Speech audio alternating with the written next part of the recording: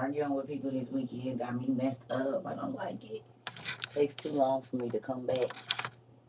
That's why I like getting mad, because I feel it in my body for days.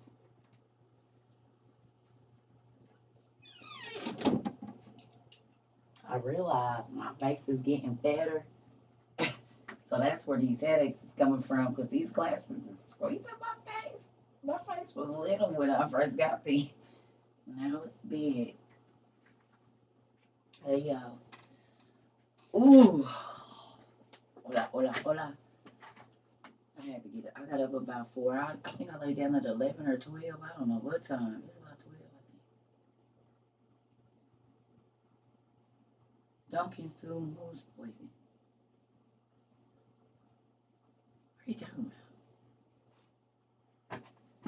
about? What? What are you talking about early in the day? I just got out here. No crazy for about 30 minutes. No crazy. Okay. Oh, okay. I see what you're saying. Yeah, they poison. Got it. I was about to say, wait a minute now. Hell, I just got on here. It ain't even been 2 minutes. Sorry. I was gonna say, wait a minute. What? Oh, yeah. Sorry. I'm telling you, I'm trying to come down from this weekend still. A nigga on edge. Folks be talking crazy to me for no damn reason. Shoot. Good evening. Hold on, let me see. Make sure I got all of this. I've been talking so much, I'm starting to sound more like my brother. More than a brother. I'm starting to sound more like a brother than a sister.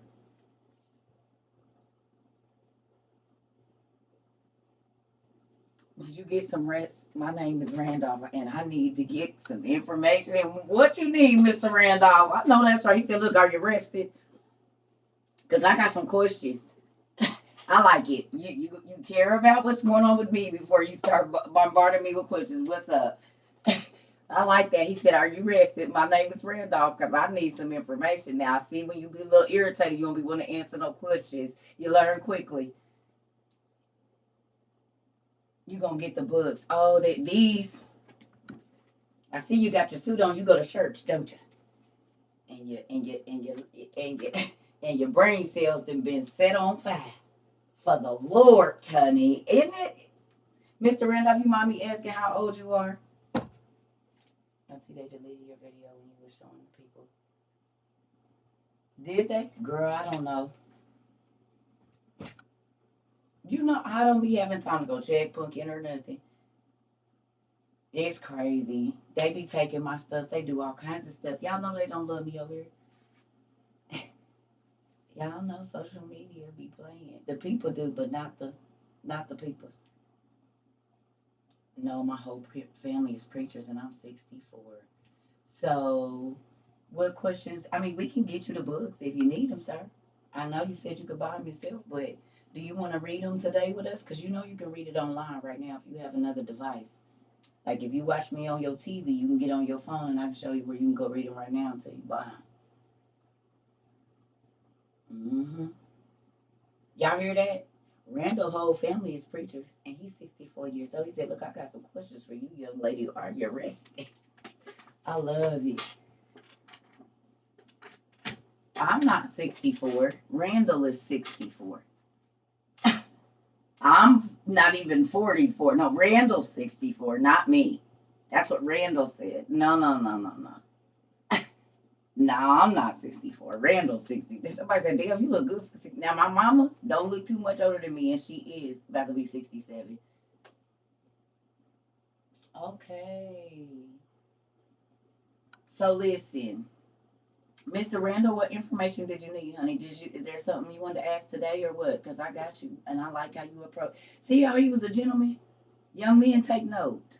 Before he asked for something, he made sure that my mental state and I was rested. You wonder why you get rejected? Because you ain't learned from Mr. Randall. Take care of this. And she'll give you that body whenever you need it. But y'all be trying to get the body without taking care of the mind. Women don't work like that. Mr. Randall said, hey, listen here. You all right? You good? Okay, look. Let me tell you what I need, little mama. Hey, Come here. Let me holler at you for a minute. That's how it's supposed to be. You can't be asking nobody to keep giving, and you're not worried about how they doing at all. And folks is selfish like that. They won't even care. No, for real, you got friends like that. They don't care about your situation. They just want you to keep on giving whatever you got to them, honey. You better pay attention to what Mr. Randall did. He put y'all on, and y'all don't even know. Make sure you're not that person. It's just always taking from everybody, and you don't care about what nobody's situation is. That's some wisdom right there, for real, for real. And that would have went over a whole bunch of people's head. What he just said. Hmm. Thank you, sir, for giving us a lesson in the first 5 minutes of class, because a lot of people needed to hear that.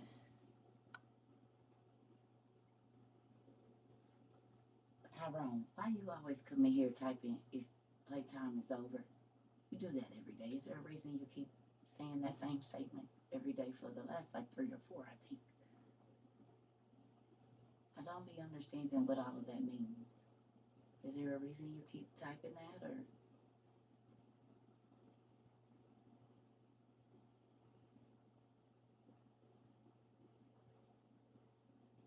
I don't be trying to be mean, but I done seen that a couple of times. Like, why do you keep saying that? I just be trying to figure out, y'all. I be for real confused because I do be concerned. I really do. I be trying to understand. See, y'all don't know. I really do be trying to understand. I be trying to understand. I do. I be trying to understand. Like, what the hell? I don't know why I leave this up here because I don't even use this light. And this is why, y'all, it's not level. Let's see what we doing here. See if this gonna work. Is we in here? Oh, shoot. I think I got it. I be trying to get these cameras level so I'm looking at the same space. Is the issue. Let's see what we got here. This about right. I'm about to do it. Y'all, it's been a long time, but we about to get it for the new people. We gotta get it for the new, dang it. We gotta get it for the new people, family. Y'all know what I'm about to do. So let me let these new people in on the secret. You're never late because we record, but I got plenty of watches. So when we first started this, because everybody would come in and say, I'm late, I'm late, I'm late. And it used to be so funny to me that I would just hold the watch up. So then y'all gonna know how many times we see I'm late, I'm late, I'm late. Like, I just be thinking about that rabbit. Every time y'all come in here and be like, I'm late. You're never late because we recorded. You're never late, but we gonna bring this back. You see, good things come to those who wait. You just put it up on the shelf for later. You just put it up on the shelf for later. Watching on TikTok, it's lit over here. Lord Jesus. Yes, honey, we have a good time. We do. We have an amazing time over here every day. Even when people try to come here and ruin our days, we still end up having a good day. Cause we not staying in no negative energy. You can't do nothing in that. You can't think. You can't plan. You can't do nothing in irritated energy. Just all of that. You can't obtain. Retain information. Nothing. Don't nobody got time to be irritated all day. That's stupid. And I don't know why people think that mess is cute, because it ain't nothing cute about you can't control yourself and not be angry all day. It just shows me that you're out of control, actually. You said not me checking TikTok. I'm sorry, y'all. I went and took a nap. These classes, the last couple, like 5 days, have taken a lot of energy out of me. A lot.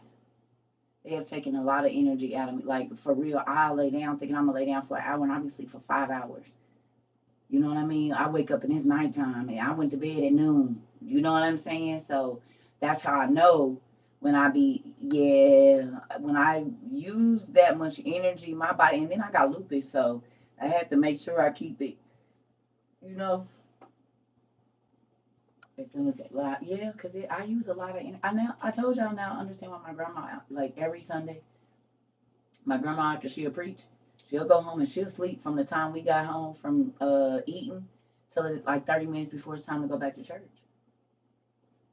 She would sleep. And I didn't understand. I used to be so mad at her. Like, Grandma, get up. I want you to come here and watch TV with me. But you preach like that or you teach like that and you use that much energy, you got to recoup that energy. And it's a lot because the Holy Spirit be running through you. And if you've ever really felt the Holy Ghost, not just a touch, but if you've ever been filled with the Holy Ghost, sometimes that power is so strong, you feel like you're going to spontaneously combust. That whole fire in your bones, if y'all ever notice, right after I start doing that, I be sweating like crazy because it literally feels like it's heat. And sometimes you be trying to get it out and you can feel it in your stomach. It's a real thing. So you got hair raising on the outside going from the top of your head. You got that going on. Then you got this, it's like energy. It's just like a whole bunch of energy. And you be trying to contain it and get like the human body really can't even really contain it. For real, for real. Especially not if you constantly growing your Holy Ghost. Oh no. I'm telling y'all right now. The instant got so crazy. I was spinning around in a circle, man. I'm talking about on the ground, not using my hands. My friend was like, I ain't never seen nothing like that. And the stuff that was coming out of my mouth, the person couldn't even see me. I was in the bathroom. They was in another room. I didn't even know that this person, before they came to see me, had prayed a prayer. So you got to be careful what you ask for. This person had prayed a prayer like, if she real, let this happen. That gets on my nerves. And then when y'all get the shock in y'all life, y'all be sad. Okay, well, don't be scared now. Be careful what you ask for. So this person had asked God on the way to where I was living at, is she a real, prophetess? Is this real? Honey, I didn't know that. She got in the room. I don't know what happened. All I know is I was in the bathroom spitting out stuff, and I had just met this lady. Spitting out stuff, and my friend who was sitting in a room with her, neither one of them could see me at first. She said tears were just running down the girl's face, running down the girl's face, running down the girl's face. I had never experienced any, like a surge of power like that in my life. That's also the lady that I told y'all that her hearing came back after the doctor said it wouldn't. The one I told y'all what poured the oil in there, she had to lick it and put her finger and start singing, and her ears was gonna pop. This lady was 40, 30 something. She wasn't no kid, she was grown. And she had not had her hearing for over 15 years. And her ears popped, and she heard her heat come on for the first time, and tears just started rolling down her face. Rolling down her face. Rolling, and we like, what's wrong? She said, I just heard my heat click on. She had been living in her apartment almost 2 or 3 years, y'all, and had never heard her heat click on. That's something you take for granted. Hearing your heat click on made her cry because she had been living there. Oh, it's all that, see it? There it go. Yeah, that's why I said I don't be careful when people don't know the miracles that they've been around me, baby. I said, who said you can't hear? Okay, I don't know about that. What God say about it? She been there for 15 years. 97% death in one ear, 79% death in the other. They was about to give her cochlear implants, and God popped them bad boys back open. What you mean? For 15 years? Over 15 years? What you mean? When she told her doctors, they said no. She said yes. And did. And do. My daddy is a healer. I'm telling you right now, y'all can keep on listening to those doctors. I use him to challenge them. My daddy gonna make a liar out of every one of them. And have been. It's, do you believe that he can? Do you believe that he can? Do you believe the doctor's report over his report? I don't. Because doctors is practicing. My daddy already know. He is the major physician, the master everything. Y'all can play with him. And they practicing medical practice. You ain't about to be practicing on me. They be telling y'all what they be doing. They say, oh, we messed up. I'm sorry. We got a little change for you, even though you ain't never going to be able to spend it because your medical business that you're going to need from us playing with you is going to suck it all up. But we'll give you a little change. We just need to make sure it works. That's why they keep medical malpractice insurance. Because they practicing, but they know they be have a malicious intent. You know what I'm saying? But some doctors and nurses play God. We didn't see any killer nurses and doctors. All right, so the second thing I wanted us to learn today, because people get mad at me when my daddy be having me say stuff to people because they don't understand that my daddy is a head buster.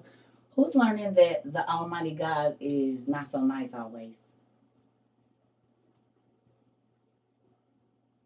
Is he a lot less fluffy than you thought before? You might have, they tell you that he's real fluffy at church, don't they? Are you starting to see he's not very fluffy at all, really? Oh, okay. I was just trying to see if everybody was getting that, because when they be like, "Oh, God wouldn't do that," I said, "What Bible you read?" Yep. Oh, okay. I forgot. You read it. You don't study it. So then you would say that. Listen. Huh? Okay. Okay. So I need y'all to go to 1 Corinthians 9 ERV for me, please. We're gonna get there and then we'll do some giant trivia or something. But I want to show y'all something real quick. Because there's a lot of people that come for me on here. You know what I'm saying? And I be wanting to know if they be knowing the word. Like, they be saying stuff, but I don't know if they know the word for real. And I'm not saying I know all of it, I don't. But I do take time to study. I do.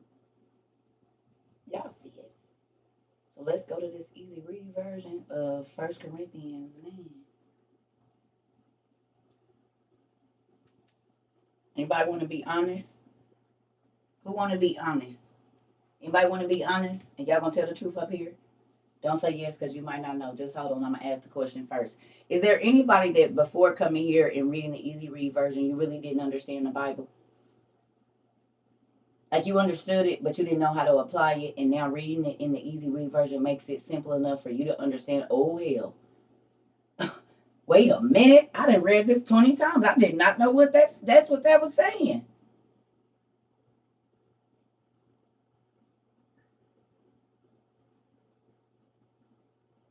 Ain't that crazy? This is your first time reading the ERV, and this is why I tell people: if you're learning, you said, "I wish you could hear my scream." Yes. Listen, that's why everybody be trying to read all them big words. Break it down for me, nigga, so I can understand. We do not speak in thousand days and that. We don't talk like that. But this, you can read it to your kids and they can understand it. You can read it to a person that's even illiterate and they can understand it. That means this can apply to everybody. When I tell y'all, I have friends that was ministers, preaching every whenever, and I would read. I said, "Do you really know what that means?" Yes, it means this. And then I read it in East Read. They were like, "What? You a minister, sir or ma'am? I'm gonna need you to quit trying to read it in what they telling you, because what good is medicine if you don't apply it? You can have penicillin sitting over there all day, baby, but you're gonna have some hot cakes if you don't take it. You ain't gonna get well. So what good is carrying around the Bible and faking, just repeating what they say, if you don't even understand what it's saying, how to apply it to your life? It makes no sense. It's like getting a prescription that's in Chinese and you don't speak Chinese, or buying a book in Chinese and you ain't got nothing to. I made you think of your grandma. Well, I am a grandma. I'm working on it. I'm getting my grandma arms together. Come here. Go in there and get grandma's stuff out of there. I got my moo ready. I'm getting my pallet ready for everybody because they can't sleep in my bed because they all in the pee in the bed stage. They all in the two. So grandma's gonna make y'all pallet here on this floor, honey. I'm getting my stuff. And they parents is grown, so I can't work them. But these grandkids, oh yeah, I do it. Come on in. Go in there and get your grandma stuff because your mama lazy. Come here. I guess it worked out because the youngest was just hit 20, and now I got some grandkids, and they big and walking. Come on in and go get that for your Sugama. Go get my shoes. Tell your mama I need some water. I'm ready, honey. I didn't put in my dues. I'm the matriarch of a whole family. What you mean? And is and about to push it to the limit. Push it to the limit. Limit. What you mean? And is I put in my time. Ain't about to. You hear me? Yes. About to push it to the limit, Punky.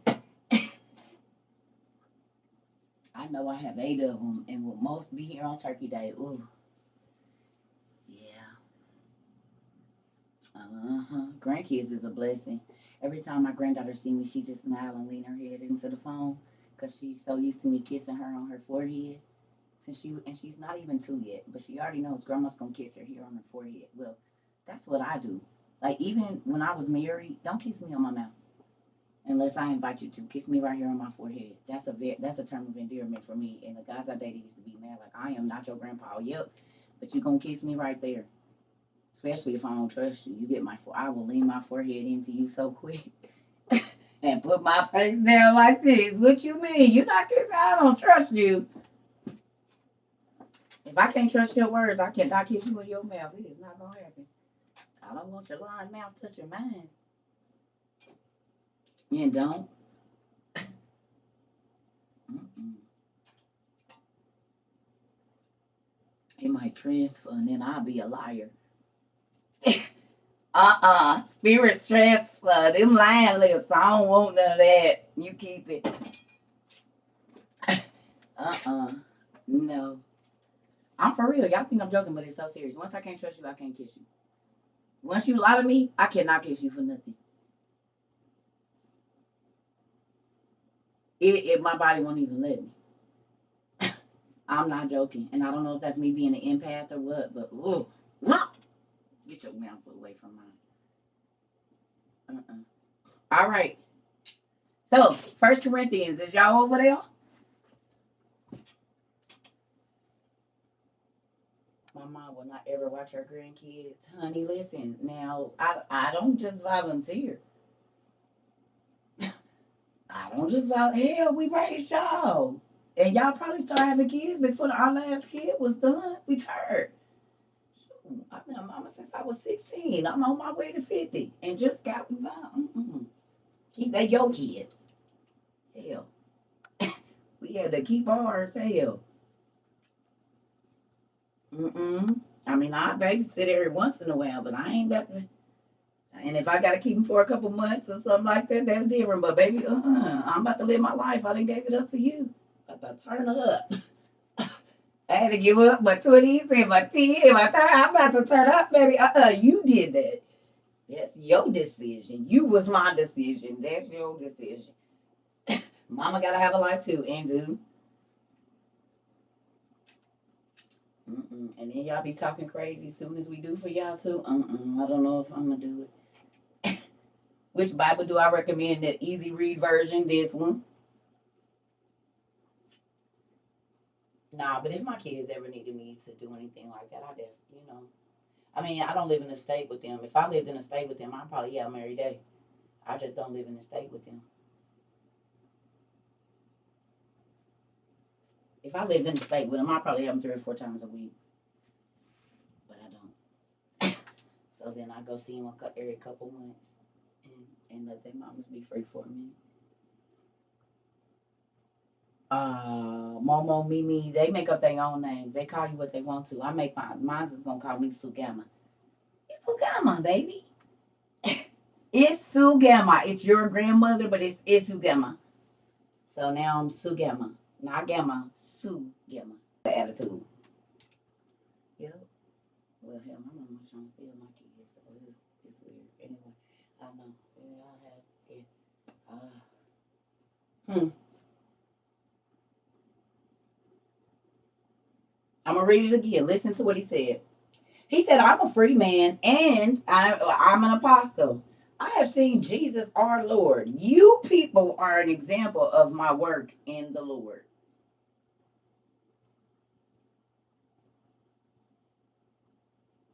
What does that mean?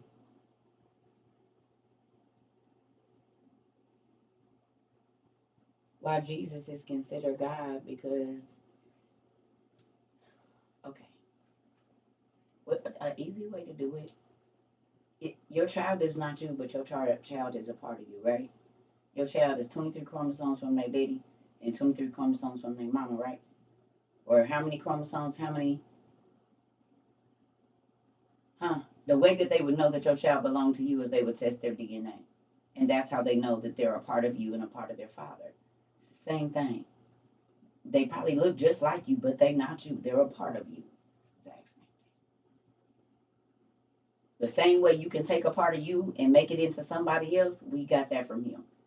Our whole reproduction is from that.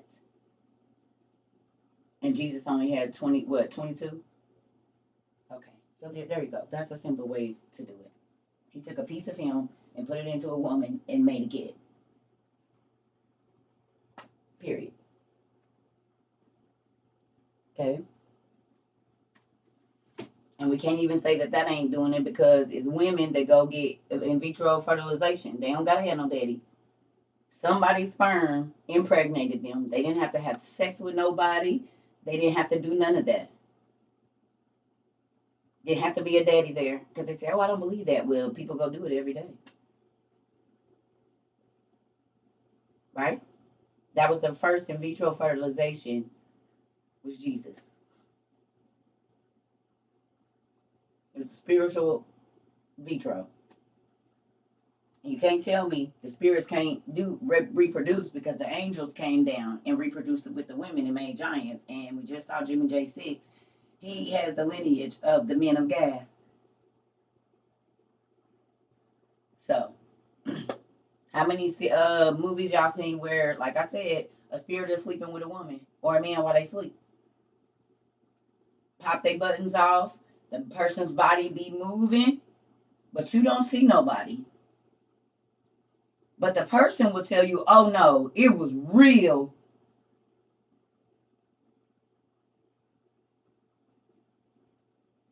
Incubus and succubus. The Lucifer is going, the evil kingdom is going to copy everything God. They tried to get this stuff before him is what they tried to do. Okay, hear me. Who understands that Jesus was there with them in creation? Jesus was the light that was what, created on the first day or the second day? Y'all do understand that, right?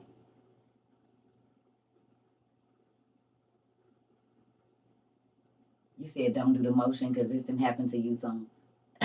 This didn't happen to probably every person in this room, especially when you're a teenager. Like when you going into puberty is when them spirits be on you. We can talk about it or not, but it's the truth. I already know because I didn't talk to so many people and I experienced it myself. Mm-hmm. They didn't gave him a nice name, eternal. What is it?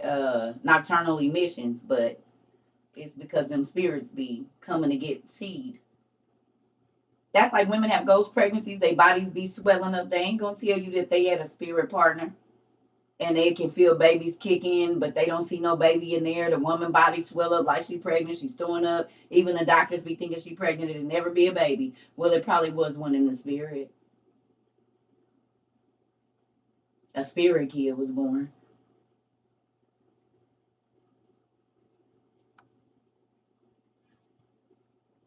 Yeah.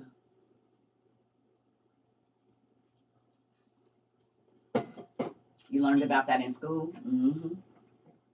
That's why I tell y'all, anoint y'all kids' beds before y'all go to sleep. You had a hysterical it's called a hysterical pregnancy. I never heard of that. I hope ghost pregnancy is kind of how I heard them described, but wow, that happened to you too? Yeah, yeah. Who read the story of Tobit? Did y'all not go read the story of Tobit?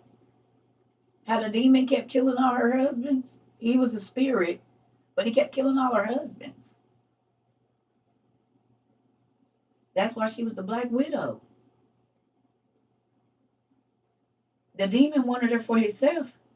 So every time she would get married before the man could go into her, she would kill him. So they was digging graves to this dude. It's in the book of Tobit, one of the books they took out your Bible.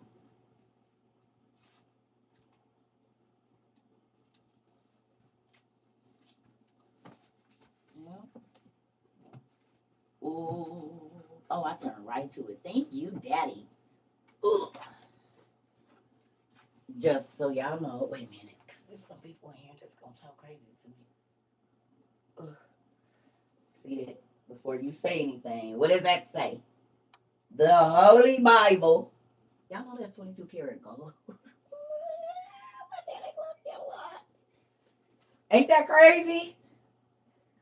I'm gonna show y'all how crazy this is. Look at, you can see my reflection. I'm gonna see if y'all can.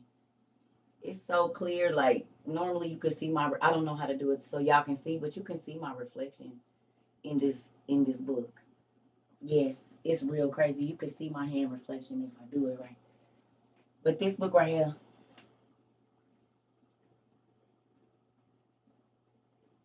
See Tobias and the angel right here. This the book you need to read. Tobit.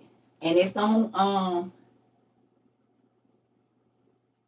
listen. This is only half of the Bible. This is only Revelations to Ezekiel to Revelations. The other half is down there. Genesis to Lamentations is over there. How heavy is it? These books together, I think they weigh like 40 pounds or 60 pounds. They heavy. It's about 20. It's more than 20 because this weigh more than my granddaughter. I don't know. They heavy though. They heavy. More than a bag of sugar, I tell you that.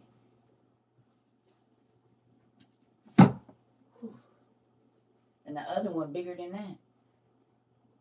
Yeah. Spirits fall in love with people. Go read the book of Tobit. It's a real good book.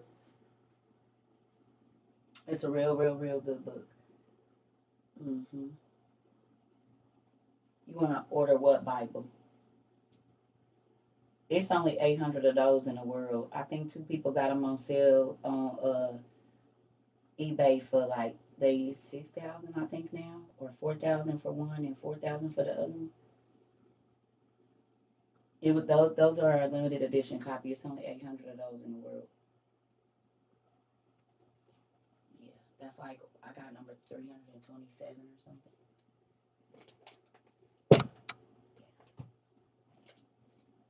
Mm-hmm.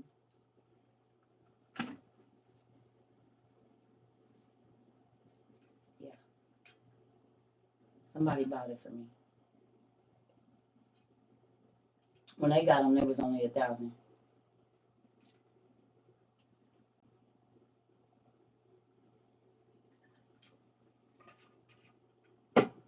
Yeah, and they've appreciated in value.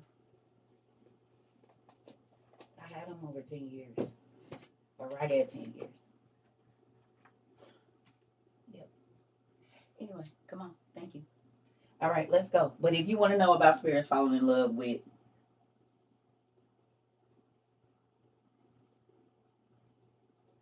what?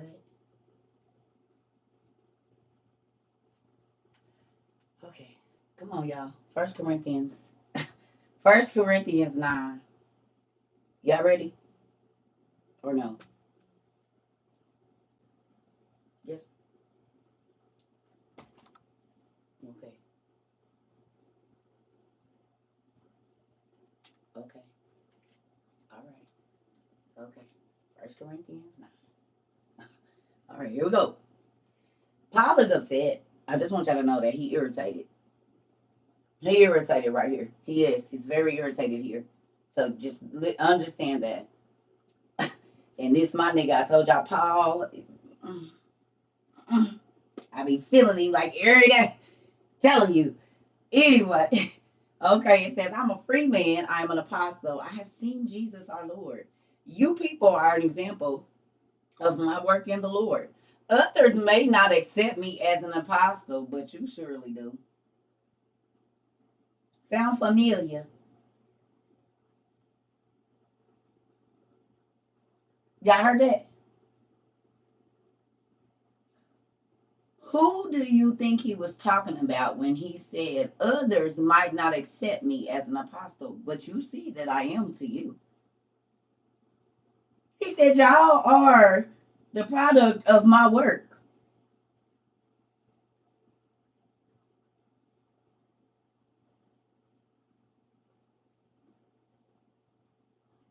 Okay. He said, you are proof that I am an apostle in the Lord. The fact that y'all over here messing with me.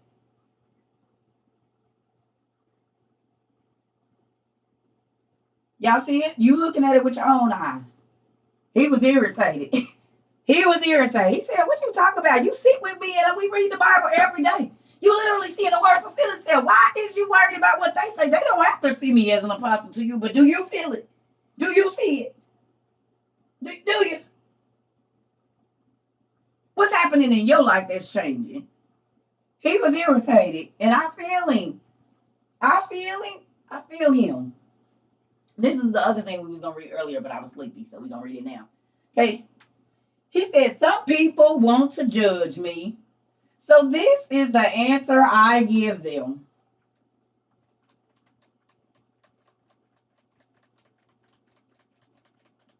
What did he say? Y'all read that? Is y'all reading with me? Huh? Worrying about the wrong thing. Excuse me, it is. It says some people want to judge me. So this is the answer I give them. We have the right to eat and drink, don't we? We have the right to bring a believing wife with us when we travel, don't we? The other apostles and the Lord's brothers and Peter all do this. Are Barnabas and I the only ones who must work to earn our living? He said no soldier ever serves in the army and pays his own salary. No one ever plants a vineyard without eating some of the grapes himself. No one takes care of a flock of sheep without drinking some of the milk himself.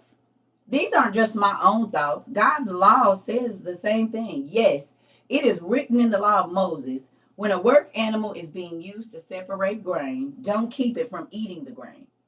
When God said this, was he thinking only about work animals? No. He was really talking about us. Yes, that was written for us. The one who plows and the one who separates the grain should both expect to get some grain of their work. We planted spiritual seed among you, so we should be able to harvest from you some of the things for this life. Surely that is not asking too much. Others have the right to get things from you, so surely we have this right too. But we don't use this right. Now I'm gonna bust that down to you. Paul said, because I teach you the Bible, I got a right to your change. But I don't even ask for your money. I don't ask you to do nothing for me. I just teach you. But you listening to these folks who judging me, telling you that I'm not an apostle, but the rights that I got because I'm busting this seed down in your garden, I got a right to ask for whatever I want from you, honestly. I told y'all he was irritated. He said I just spoke so much stuff into your life, I got a right, but I don't.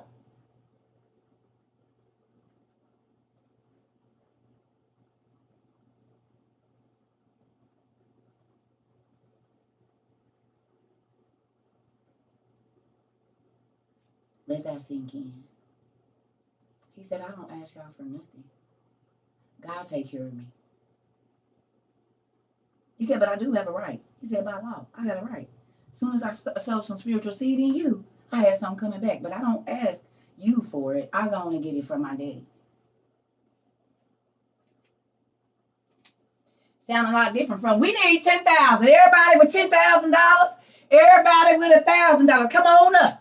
Everybody with 500. Come on up. Everybody, you need a blessing. We got 300, 400, 500. You got 600, 600, 200, 300. Oh, sold right there. 150,000.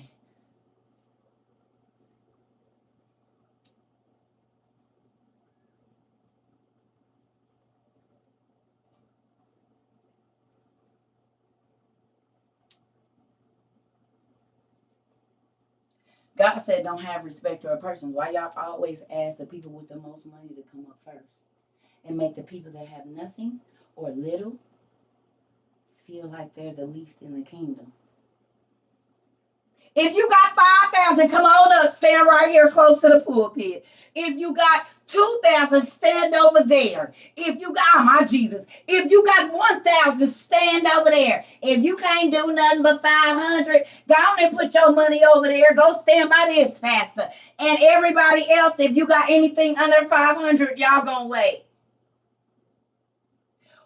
Well, the Bible tells me the widow gave more. She only had 2 or 3 mites. Everybody else had it to give, so it wasn't really nothing. But she gave everything in her pocket and all that she had to her name. So God said she gave first. So I be wondering why y'all don't take the little money first. But you know, mm, mm. It'd be the opposites for me. But you want to come in here and talk crazy to me? Well, let's go on and see what's going on over there, Glass House. I've been doing this 2 years. It might be 2 things that I ask these people to give me. I start telling them don't send money faster than no, Zoom. Y'all send enough Zoom to pay for like 7 months of Zoom. I said, we don't need no more money for Zoom. Still sending it. We don't need no money for that. If you're going to send some money for the books and this and this and this and this. Y'all trying to buy me a car, a house. And this is when I was fresh and folks was just channeling money. I said, don't send me no money. I didn't have no car or nothing. I don't need it. I'm just here to do what God has me to do. If I need something, I ask. When I really wanted something. Now, if y'all offering, you be like, I want to get it. I'm like, okay. If you want to get it, fine. But even with that, I'm like, I don't need nothing because y'all going to make me a hoarder. Don't send nothing else. And they be like, well, Auntie said, I'll buy you a plant. Auntie done bought all the books, all the robes. She said, I'll get you a plant for the office then. You hear me?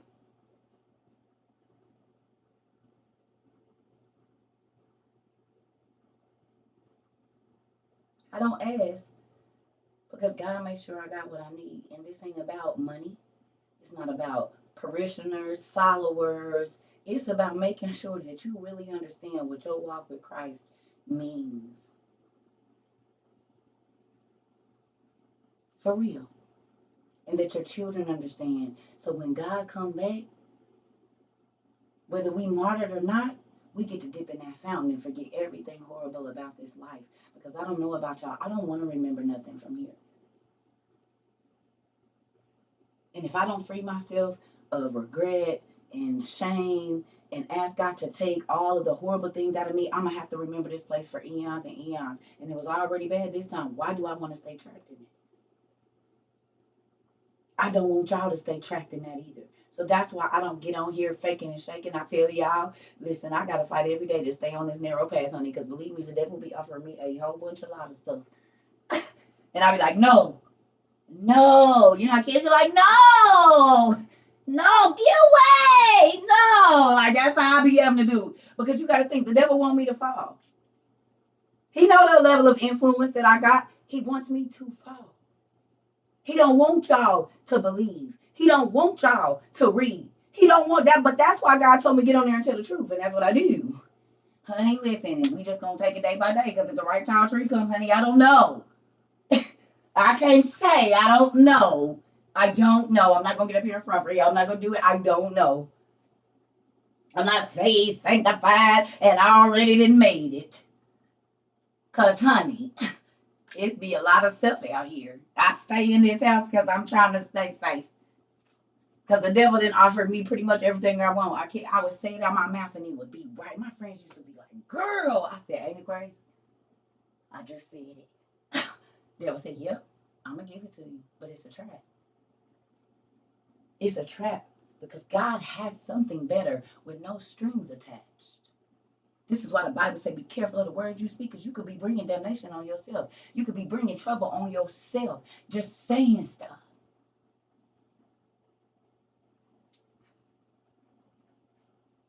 Okay. Think about what you say. We're 1 Corinthians 9. Okay? Here we go. Oh, excuse me. He said, we planted spiritual seed among you, so we should be able to harvest from you some of the things for this life. Surely that is not asking too much. Others, why is it doing this? Hold on, y'all. It's acting weird. Okay, why is it? Okay. Others have this right to get things from you. Surely we have this right too, but we don't use this right. No, we endure everything ourselves so that we will not stop anyone from obeying the good news of Christ. Why do people stop going to church a lot of times? Most of the people that I know that stopped going to church, it was either church hurt or they got tired of the church asking for all their money and they were struggling. It normally be them two things: church hurt, or the church was so greedy they just realized it wasn't about money. I mean, it wasn't about spirit. You know what I'm saying? Church hurt, like they was messy, or finances.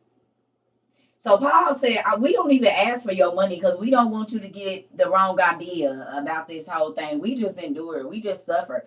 I walked up until July of this year, or took Ubers, and could have been ahead of car. The first month I came over here. But I walked because it wasn't that big of a deal, because I knew there was other things that God wanted me to do that was more important. His work. Not satisfying myself and buying this and doing this and going. No. He said, I need you to do something. I need you to show people that a complete stranger and complete strangers can bless them. I need you to sit and show them that this is not about money.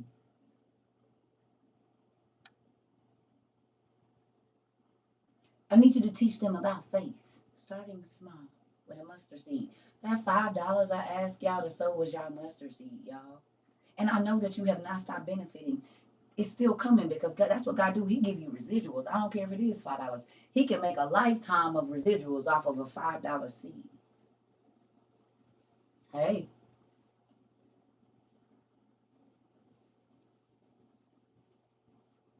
I just had to get y'all to, you believe me, I ain't gonna say 50, 5. God don't need a lot. He don't need $1,000. He can take one.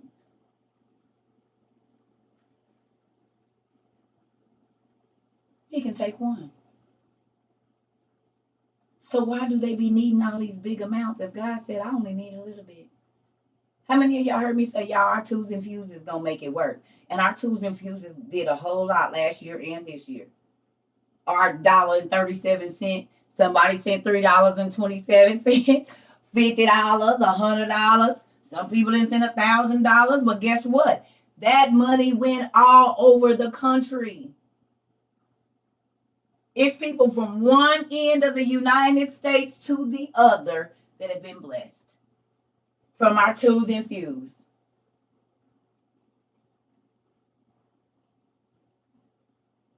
You didn't have to go broke. Your $2 got your seed. Your $5 got your seed. Your $100 got your seed. Like, everybody gave according to their whatever they got, but everybody still got blessed. Everybody was getting raises, rent paid. It's still happening 2 years. It hasn't stopped for anybody. If you've been here more than 3 weeks, a month to sow your seed. Michelle just came here last night. Said she sold a seed of $5 2 times, and they paid a bill, I think was $300 for her. How do $10 turn into $300 and you ain't in the crap house turning no tricks? Anonymously too, they paid it. He paid your light bill too? Come on. God don't need all that. He don't need all that. He just needs your faith and a seed. That's it. And sometimes he don't even need the seed from you. Sometimes he just needs your faith. You said, no, it has not stopped. Come on. And $5? You gave $5 away or $10 away to a person you don't know, and your life has changed drastically. Your finances have changed. It wasn't no $1,000. You do not need all that. God do not need all of that. I ain't saying you can't. My 5 turned into 5,800 another time. Ooh! Get it.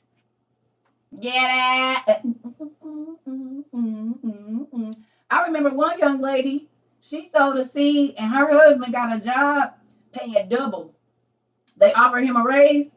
Whatever we'll say his salary was $40,000. Within a week or something, they offered him a job making $80,000, double his salary.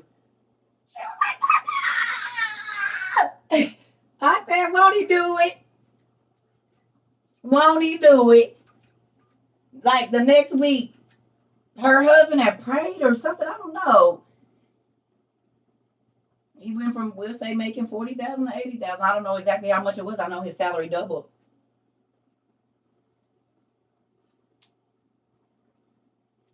And it didn't take long. She sowed a seed and her husband was blessed from it. So her whole family was blessed because I believe he was the main breadwinner in the family.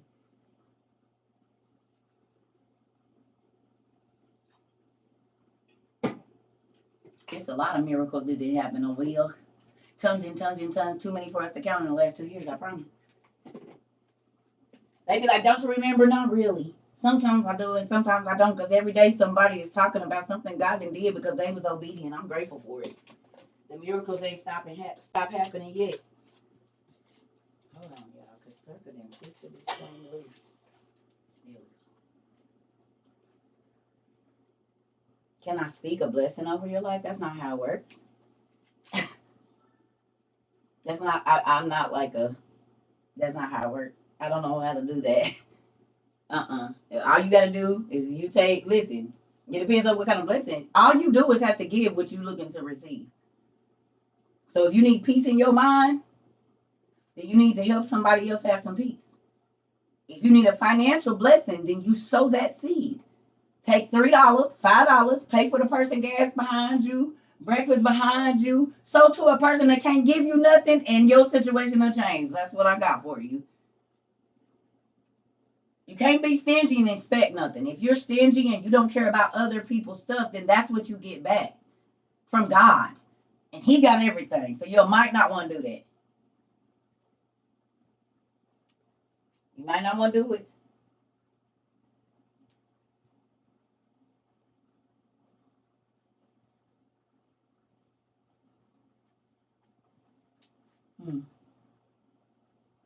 Yeah. Don't be selfish. The Bible says you only get what you receive. So if you don't got no compassion, you don't care about nobody else's stuff, don't be looking for nobody to be caring about you. It's a real thing. You only get what you receive. I mean, you only receive what you get, what you give out. And God said that himself. What you reap, you sow. I mean, what you sow, you reap. So there you go. And I'm telling you right now, people have been mad at me for over 20 years. Everybody always doing that because I'm always doing something for somebody, whether I'm in a bad situation or not. I learned the secret, nigga. Don't be mad that I learned the secret and you didn't. I be trying to teach you, but you won't learn. You won't learn. I can't be mad because I done told you what to do. Then you want to be envious of me and be all ugly. Do what I'm telling you to do. I'm trying to tell you what worked.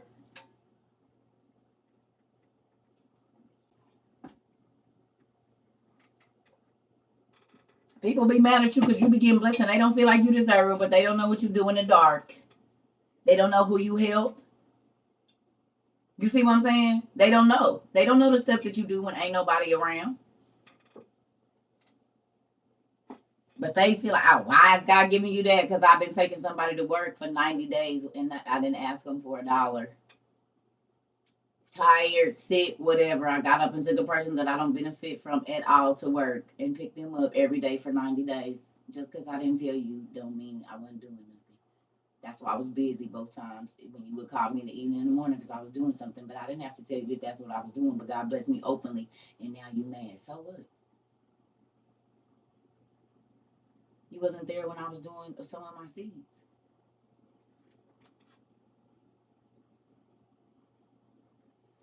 Yeah, but we're not looking for wealth like that though. I get it, Creflo Dollar. I get it, but even just think about that name now. Come on, Creflo Dollar. You want the dollars flowing? You know, names have power. But I get it. I get it. I get it. I don't know. All right, come on, y'all. So he says, no, we endure everything ourselves so that we will not stop anyone from obeying the good news of Christ. Surely you know that those who work at the temple get their food from the temple, and those who serve at the altar get part of what is offered at the altar. It is the same with those who have the work of telling the good news. Mm. The Lord has commanded that those who tell the good news should get their living from this work. Did y'all read that?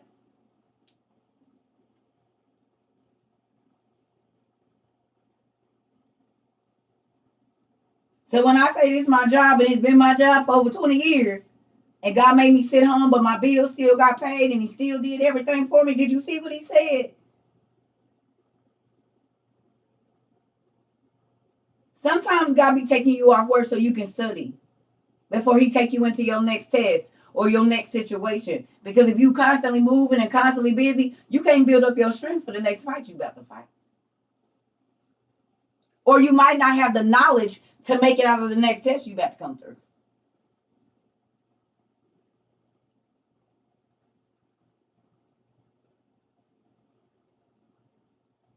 For real. And if you don't believe that he can pay your bills without you working, do you really have faith? I'm asking, because this is a question I ask people all the time. Do you really have faith? If you are the person saying, I don't go to work, my bills ain't going to get paid, your faith is low. God keeps the planet spinning. He keeps you breathing, everybody in your house breathing, your boss that get on your nerves breathing. He keeps all these systems moving, and you don't think he can pay your bills. Well, he done already told you, don't worry about where you're going to stay. Don't worry about what you're going to eat. Don't worry about your clothes. Don't even worry about tomorrow because you don't even know if you're going to be here tomorrow.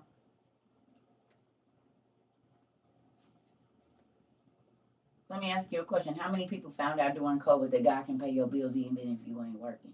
And you might not have known it before COVID. How many of you sat home and didn't work and your bills was still paid during COVID? No matter how they got paid, I don't care if it was assistance, unemployment, whatever, was your bills paid and you didn't work. And was you one of those persons saying, I don't work, I ain't got the Bible saying, man, don't work, don't eat. That is not what it's talking about. Because you wasn't working, was you still eating?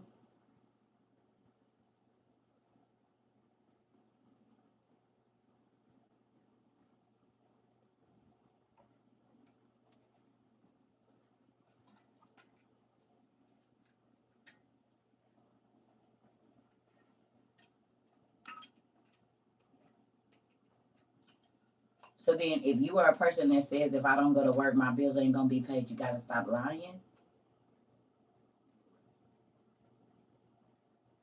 Because if it happened during COVID, that's not even a true statement anymore. And you lived it, so you're going to keep lying? And saying if you don't work, your bills ain't going to be paid, and you lived it for a year, 6 months, however long. I worked in my bills and the electric company shut it off. Dang. You had more money. Oh.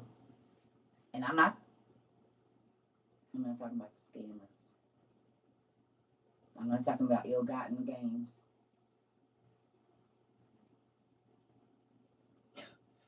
That excludes ill-gotten gains, y'all.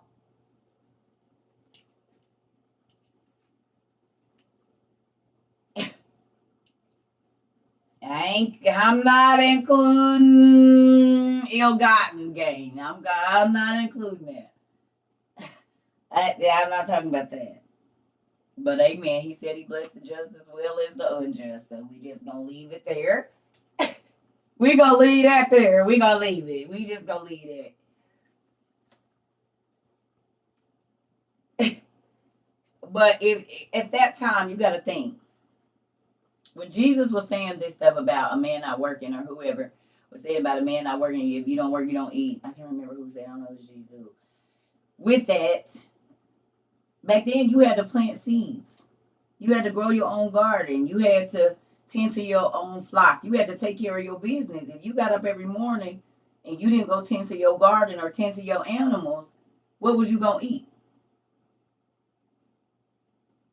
If you didn't grow your garden and you didn't tend to your animals back then, what was you going to eat? You was going to have to be a beggar.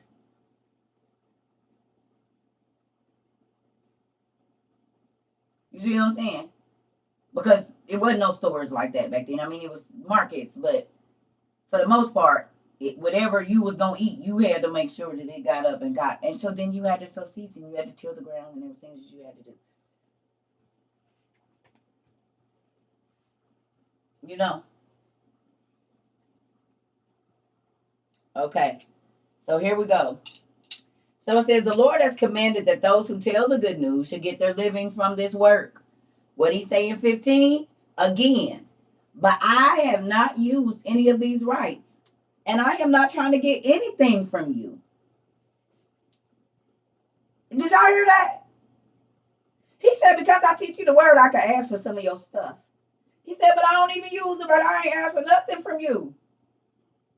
Not for myself, maybe for furthering the kingdom, but not for me. Y'all getting this? This is why when I be hearing people talk crazy to me, I literally suffer for Christ. I have not been able to go. I like money a lot. Not to where it's my God, but I can spend some money. I can guarantee you I can. But God had to get me to this place where I wasn't worried about money and money wasn't, I mean, money always came to me easily. So it's not like I had to just go looking for it. It always came to me. But I'm just saying, I don't ask because my daddy gonna get it together. Because it's really about this word for me. You see what I'm saying? And Paul was telling them, nigga, just because they don't call me an apostle don't mean I ain't. I seen Jesus. I experienced him. I don't care what they say.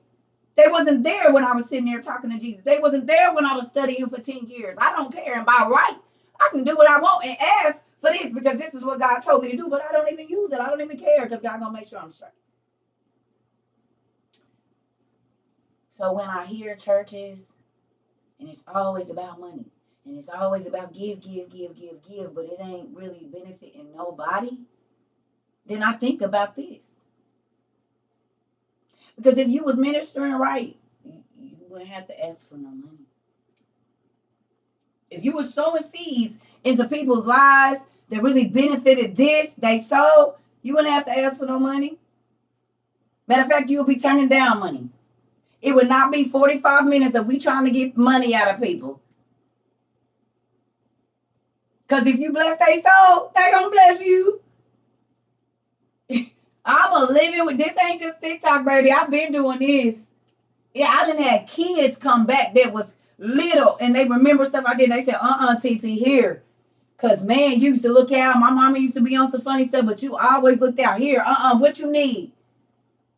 You always looked out for us. You always made sure we were straight. You always. I had so many people come back years later when I was in a situation and say, you need something? What do you need? Why you didn't call me? Why you didn't tell me? First of all, I ain't seen you. And I didn't know.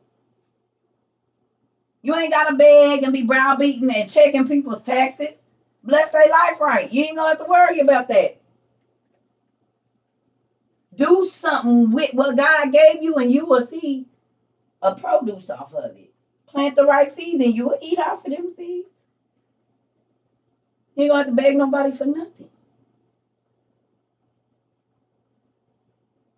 Because as they life grow, they going to bless you. This Bible, this word right here.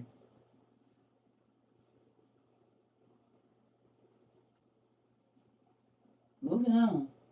I love y'all, but this is the word. That's why when people come here, I'll be like, bro, I know you, whatever. I ain't judging nobody, but I know. I already know. Because when you read the Bible, God will send the prophets and the apostles and people into a place where a person had a problem, and God had already put the gift in that person to take care of the problem. And once they did, they was like, what you need? You can take half of my kingdom. Hell, take my daughter as a slave. Take what it is, because you done made my life better. Do you understand? And it's all through the Bible that was going on. So then I don't understand why we got to have drives and drives and drives and drives and building funds and building funds and building funds. Because if you speaking the right seeds into your people's life, they going to be blessed. And then whatever it is that y'all doing is going to be blessed. And then more people will be blessed from that. And then it's just a big old cycle of blessings all the way around. It ain't saying you ain't going to have no trouble. It ain't saying things like, because life, it's a time for everything. But overall, your life will start to even out. And you'll start to see a different thing. I don't got to get up here with no collar on.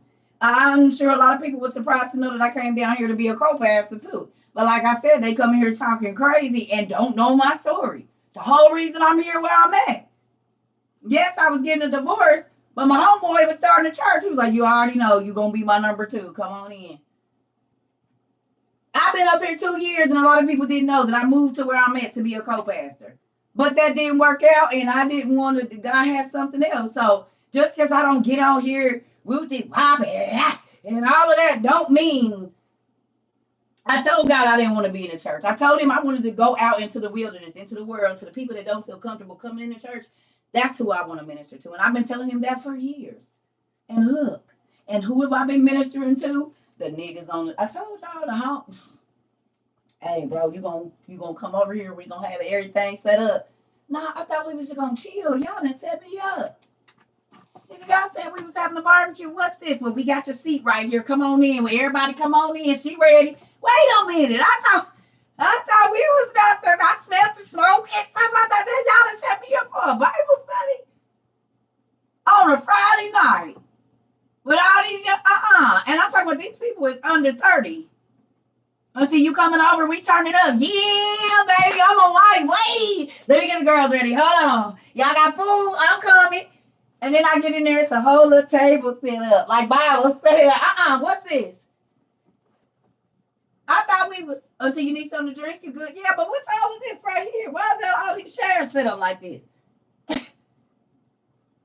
Well, we figured, you was going to get to talk about something, so we just had, not that y'all invaded me here with food and drinks. And a little meds. What? And this happened with my girlfriends and everything. They was like, okay, so we going to start having a Bible study. We going to cook. We going to make sure your meds is here. Everybody going to have it. I'm not joking. Y'all got videos of it all. Mind blowing. Hey, the niggas used to set me up. Not that y'all, I thought we was about to kick it. Y'all niggas just set me up so I come over here at Bible study, y'all. Okay. All right. Fine. Where's my meds at? Give me a few minutes. Listen here. I'm telling you, I used to ask my daughters. I used to be like, seriously, Mom? I thought you said this was a barbecue. I said, oh, no, baby. It's okay. It's work. Try to go to the shake 'em up. In there with my girl. Boom, boom, boom, boom, boom, boom, boom, boom, boom. We kicking it. She looking for me for an hour. She come outside. There's 13 niggas around me on the. We had a strip club. Cried, telling me, yeah, I was molested. Oh, baby. And she said, damn, you can't go nowhere, huh? I said, no. That's why I'm going to only leave my house, because everywhere I go is work. I kid you not. That was just in 2015, 2016. Maybe 2017. In a strip club. I go in there to just have a drink with my homegirl. And she looking for me for an hour and come back, and it's a whole puddle of niggas around me talking about how they got molested, why they don't trust women, why they hate their mama boy, everybody crying. I said, well, damn. She said, yeah, can we go now? Can we go? I mean, all of them was back there. She came out there like this, scratching her head like, you just can't go nowhere, huh? So I've ministered not just in the church, and I love that. Because people that would have never told their secrets, they didn't tell me. In group settings, too. They won't tell you in your office in the church, but they'll be at a strip club with all these other men around talking. Oh, okay, well, maybe they just don't feel comfortable over there.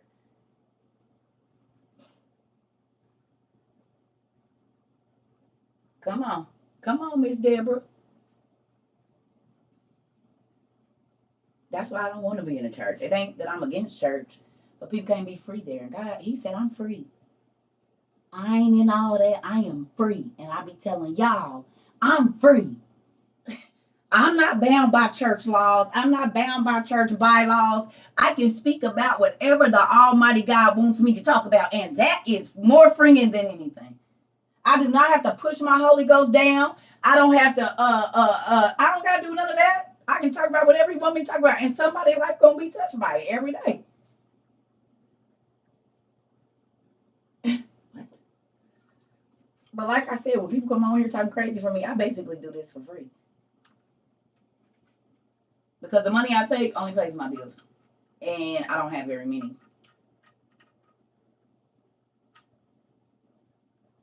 How about that? I don't even have probably $1,700, $1,300. I don't. So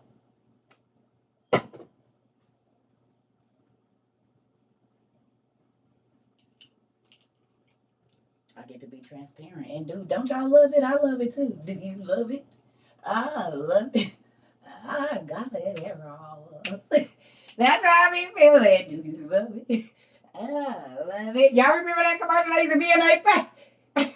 Yeah, that's how I be feeling. Do you love it over here, honey? Or do you love it over here? That's all I'm going to say. It's good being free. Y'all don't think so?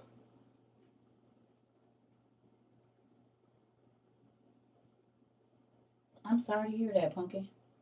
I'm sorry for your loss.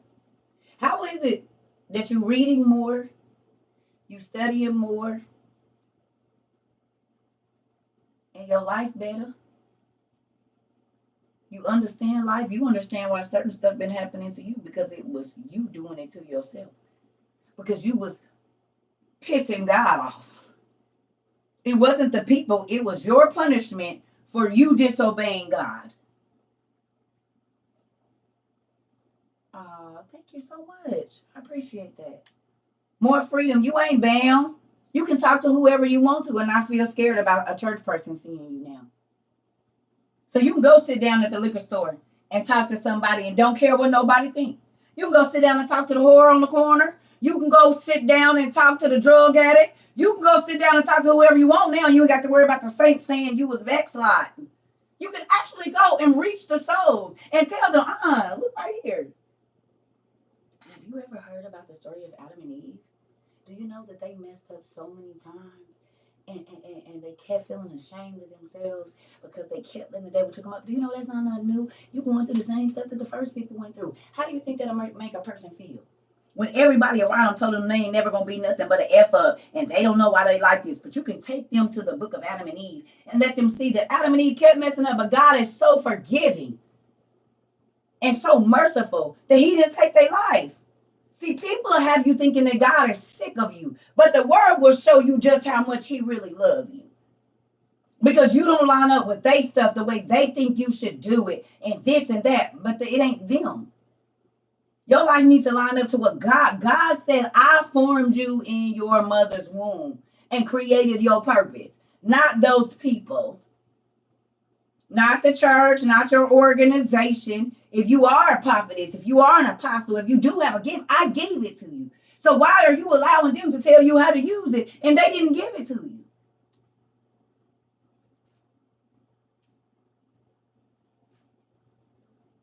But you can sit here and you can explain to people where a lot of stuff came from, which makes them not feel so horrible about themselves because they realize there was other people that went through it and God forgave them, but they learned a different way to live by reading the story. Why wouldn't you? Why wouldn't you want to give them this?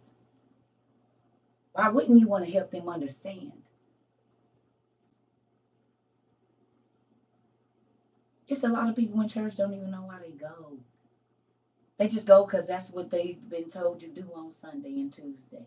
And so they feel good because they go. But their mind don't be at church.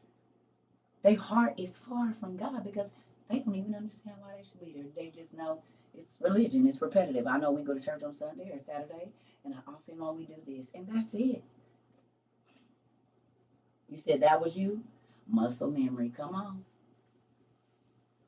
Your heart ain't there. You think about what you gonna do next week, how you about to, you didn't go there to see God. You went there to keep your seat.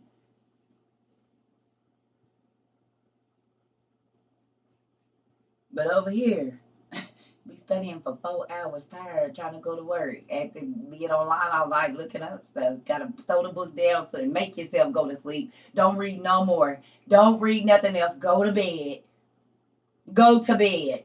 Turn the light out and go to bed. Don't look up another word. Don't look up another country. Don't go to bed. Okay, I'm just gonna read this one more chapter right here. Oh God, the toes be wiggling in the bed. You might have your headphones on. Somebody come in, you smiling or crying or laughing. They looking at you like, what is wrong with you? I was just reading. It's okay. Don't. Or like, like, what is you laughing at? All this story it is hilarious. What is you reading? Well, kind of like the Bible, but not. But it's a real good story. Listen, oh, you said that's facts, and do, because these stories be good.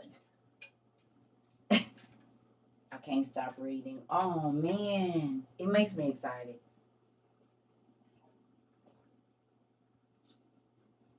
My daughter asked me yesterday, "What are you laughing at?" And do dreaming about the Bible. Come on, and that do mess you up.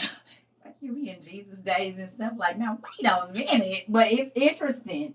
You might have asked a question and he let you see it, which is cool in itself. What did I do with my glasses? On my head. I'm getting old. You said, Lord, I'm there. I have YouTube reading to me, falling asleep, and do. So you get knowledge while you sleep. You get knowledge while you're up. You can't just look at. Tell me y'all don't feel more alive. I told y'all, I said, listen, this is going to be one of the hardest things you have to do. People going to call you crazy. They're going to say you shouldn't.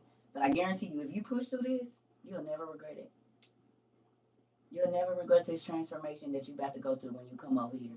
It's hard because you got to step outside of what you know. You got to step outside of what you've been taught and let God make your mind anew so that you can actually understand and perceive the things of the heavens, the unseen world, like, and really understand it. You said the hunger is real, and it is. And now y'all see why I be like, I don't care. I'm about to go read. What you doing? What you talking about? Nothing. All right, well, I could be teaching myself something, so I'm going to let you go. I just got this new book in. I think I'm going to go open it up and look in there. You would rather go get your book and learn something than listen to BS conversations now. You be like that.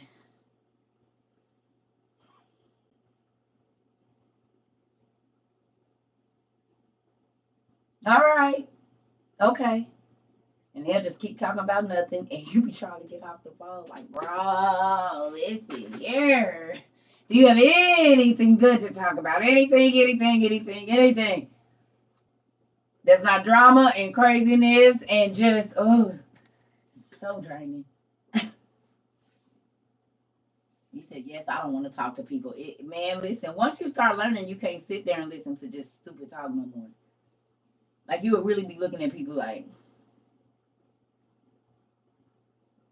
this is a waste of my time. I just wasted 30 minutes. I could have read half a chapter or then learned how or been coloring or something. Like, I could have did something more productive with my time. You said Charlie Brown. Wow. For real.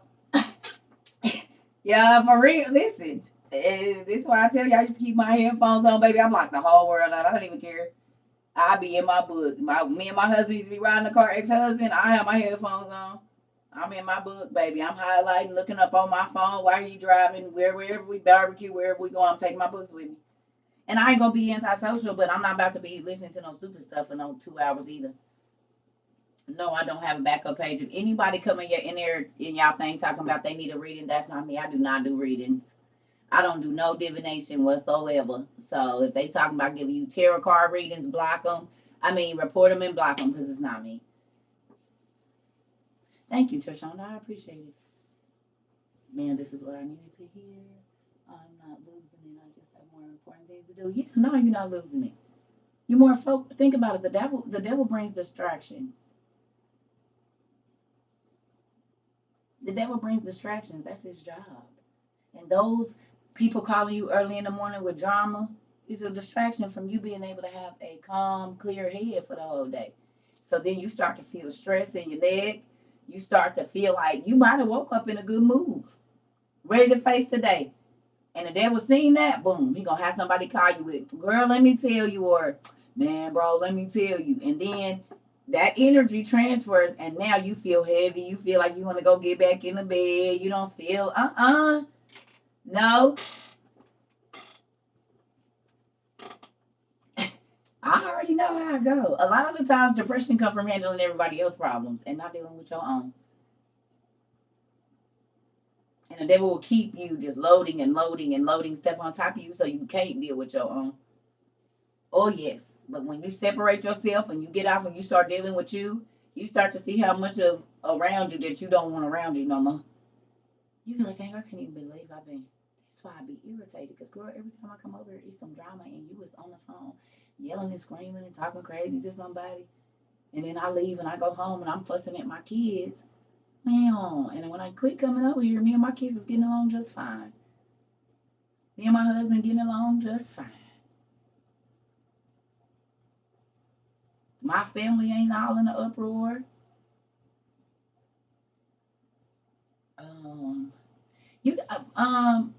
You can go back on some of our videos and probably go the last couple of days or something and do that. It's screenshot. You've been here for a while now. If you know it's there, then that means you've seen it. You didn't screenshot it with the animals on the ark. Because you've been here for a while. I don't know your name totally, but you've been here. You ain't got a chance to screenshot it none of the other day. Okay, well, I think it's a video. It's a video on my page on this TikTok with it where I show it. You can use the video. Because remember I showed it. It's a video in there where I showed the unicorns is on there. It's one on there. Yeah.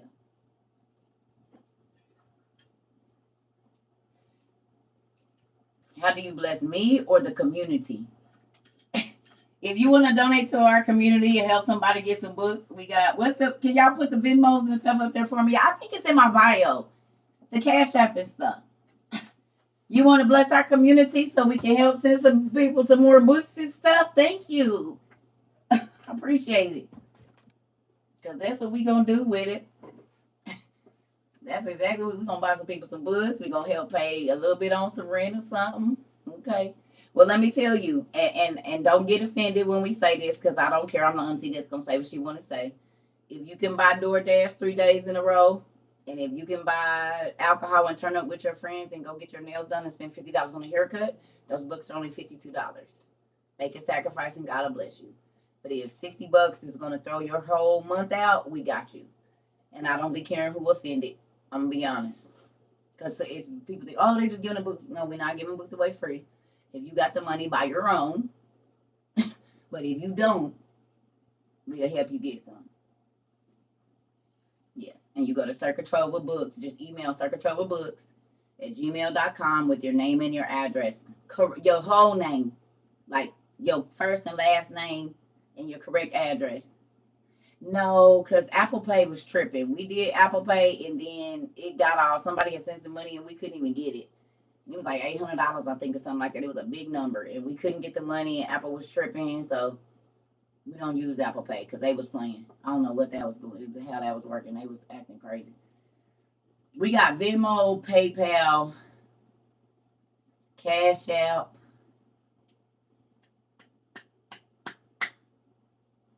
And so somebody asked me if you can send Zelle. Don't you just need the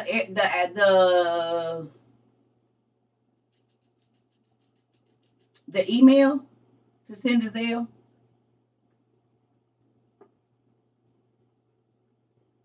Or no?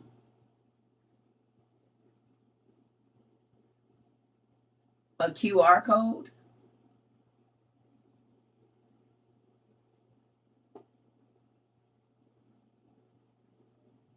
Tap not place, right? That's what I'm thinking. But I think the Zelle for that, I think the email for that is Trova Circa, not Tap not place. You have to put your number, phone, or email. Okay. You do it with the phone number. Oh, okay. Well, we won't be doing that. Never mind. If you can use it with an email, fine. But if you get the, that won't be going on. No. Okay.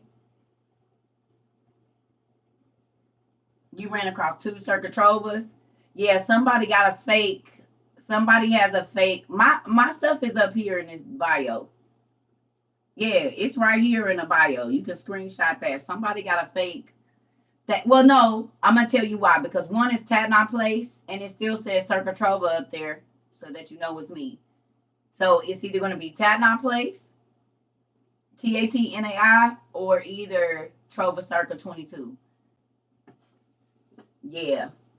Both Tatnai Place says CERCA TROVA too, but if it's anything other than that, it's not me.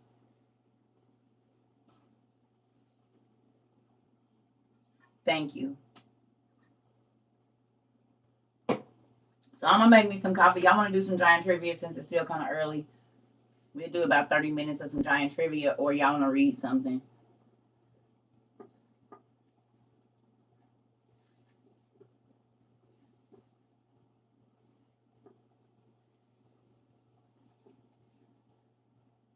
Y'all wanna read?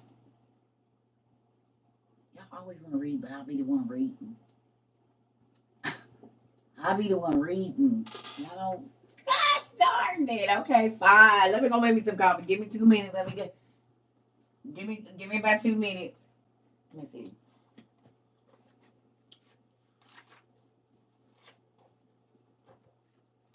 Something we ain't dived in. Oh.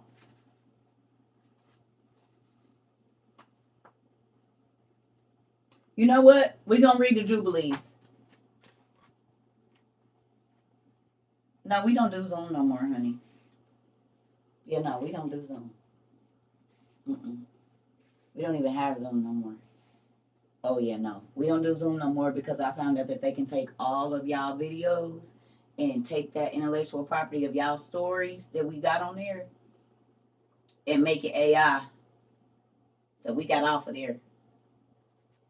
I didn't know they could. They had this new Zoom stuff, so we hurry up and got off of there. Yeah, they can take all of our voices. That yeah, y'all better go look it up. That's why we got off. Oh yeah, then we not doing that. They can make reproductions of your voice, your intellectual, all of that on there. Yeah, and that's even y'all ones for work. Y'all better go read it. Yeah, we got off of there. Y'all ain't about to be making no people of my peoples and stuff. And I mean, not my people, like, but our community. No. Yeah, that's why I told y'all we wasn't doing it. I remember I kept saying, I don't know, I don't want to do this Zoom no more. And we was still paying for it and everything. But after that, I was like, oh, hell no. Y'all ain't about to be taking these folks' voices and faces and use your likeness in ads and stuff. They was talking about they could take our classes. People was telling personal stuff on there. No. I was talking about they can use your stuff for ads and whatever else, whatever they need to use to improve this and that. No, we're not doing that. Nope. Nope. So we cut that out. That AI is getting out of control.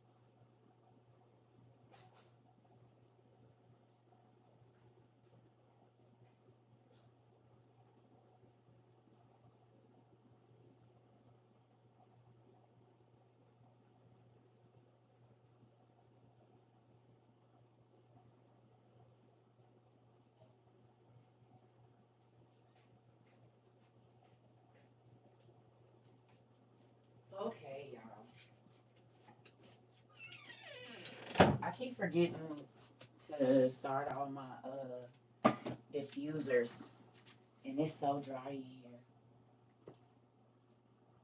What happened? Abaddon wants a man to infuse themselves with AI to use word against God. Oh, I believe it. Trini, now that you're here and you didn't been here 2 years, you see how crazy it is right in front of our face? You see how they don't hide it? Ooh, excuse me, y'all. Told you. Why they gotta hide it if you don't know? If you don't even care, they don't have to hide it if you won't seek to know what the truth is. What do they gotta hide? And most people isn't that y'all. Most people ain't about to go look for nothing over what they see. Thank you. Think about it. Right in front of your face, Callie made it. Listen, it's a real thing. That's why I said what we know is not common knowledge. Do you realize that? I don't even turn on the TV no more. Everything is becoming so fast. Like, man, tight. I bought that TV a couple months ago when I got that PS5. And baby, it's probably been on 10 times since then. It's probably been on, like, I done been on FaceTime with people or whatever. And they like, that TV ain't never on. I be like, I know, right? I slept with it on the other night and woke up with a headache. Y'all know that? I slept with the TV on the other day and woke up with a headache. For real. Woke up with a headache. I don't even know how that happened. You said as soon as I turn the TV on, I see through all the lies. Yeah. Husband keeps asking why I sit in silence. Told him I'm training my mind and do. Because a lot of people are not used to sitting in silence. A lot of people are not used to sitting in silence, y'all. I did better once I took my TV out of my bedroom. Yeah. Like, I haven't had a TV in years. Me. There was a TV in my house, but I didn't watch it. I didn't watch, like, people would come to my house. My kids didn't really watch. The only person in my house that really watched TV all the time was my ex-husband. My girls didn't watch it. They'd be doing something, talking to their friends, looking, reading, something else. He was really the only one that watched TV. Yeah, you got to think about it. Y'all, look. They talking about attacks on enemy soil. Y'all seeing that? Is it y'all watch the news more than I do? Is there anybody that watches the news? Oh, that cough was from my meds. I just went on it. That's what that cough is from.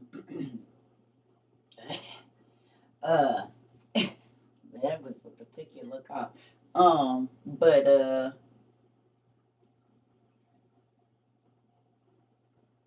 yeah, folks better start getting ready.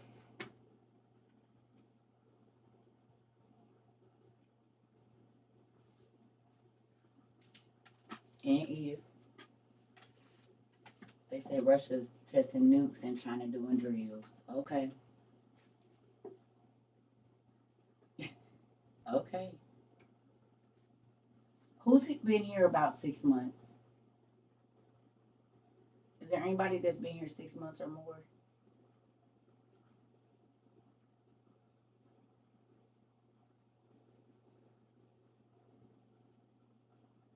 Okay. What about y'all? 6 months or more? After Katrina, I stopped watching so much. They kept on running the same. Come on, Tamika. They burned up a place in Orange County. Very suspicious. Today? Okay. Okay. Okay. I'm sneaking now. The instructor hasn't started speaking yet. Too funny.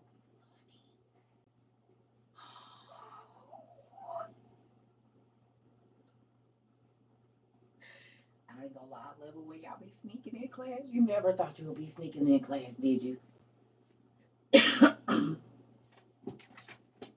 Okay, been here since the very first Zoom. Okay. You've been here since, okay. So let me ask you a question. Has our world changed a lot since you started here? And when you do turn on the TV, or if you do see some news on your Google or whatever Firefox mobile system thing, do y'all see the things happening? Now let me ask you a question. Be honest. Please be honest with me. Do you think you would have paid attention to everything that was going on the way that you are now if you hadn't been studying in this last 2 years or year or 6 months? Be honest. Or do you think you kind of be asleep like the rest of the people thinking, oh, they're always talking about war. They're always talking about this. It's going to blow over.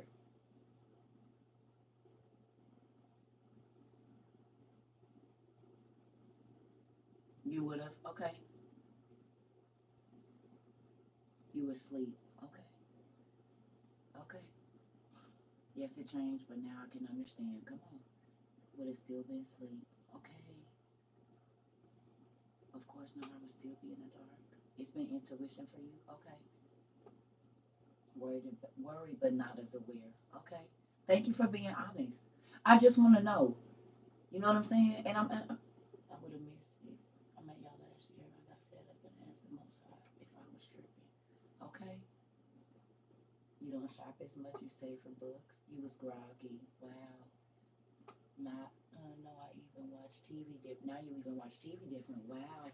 So you change what you put in your spirit now. Can I ask y'all a question? Who can sit through a lot of reality TV right now? Can y'all sit through reality TV? We about to read this Jubilees too, but can y'all sit through reality TV right now, or you get about a good 15 minutes and you got to go somewhere? I told y'all. Ooh, that'd be the first thing to go. I used to love reality TV. Now I cannot sit through 10 minutes of it. I cannot sit through 10 minutes of it. I'd be like, oh my goodness. This is lame. Like, it ain't teaching me nothing. And they are not good actors, a lot of them. I hate to say it, but they be so corny. It sounds so scripted. And I told him that we, and they say even real. All right.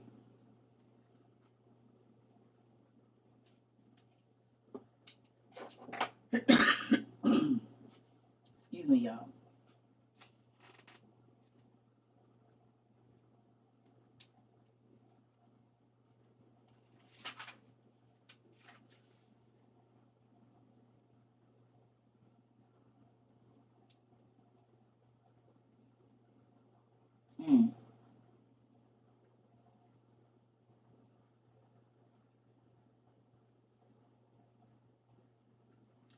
All right, y'all. Page 59, book 2. I gotta go blow my nose again. I slept though, and I had my heater on. That's what it is. And I sleep with my mouth open. So my throat be dry, my nasal passages be dry. And I just put that water in this one, but I think I might have to bring that bigger diffuser in here. Page 59, y'all. Volume 2, please. I need to just I'm gonna give me some Kleenexes put in here, and y'all just gonna have to hear me blow my nose.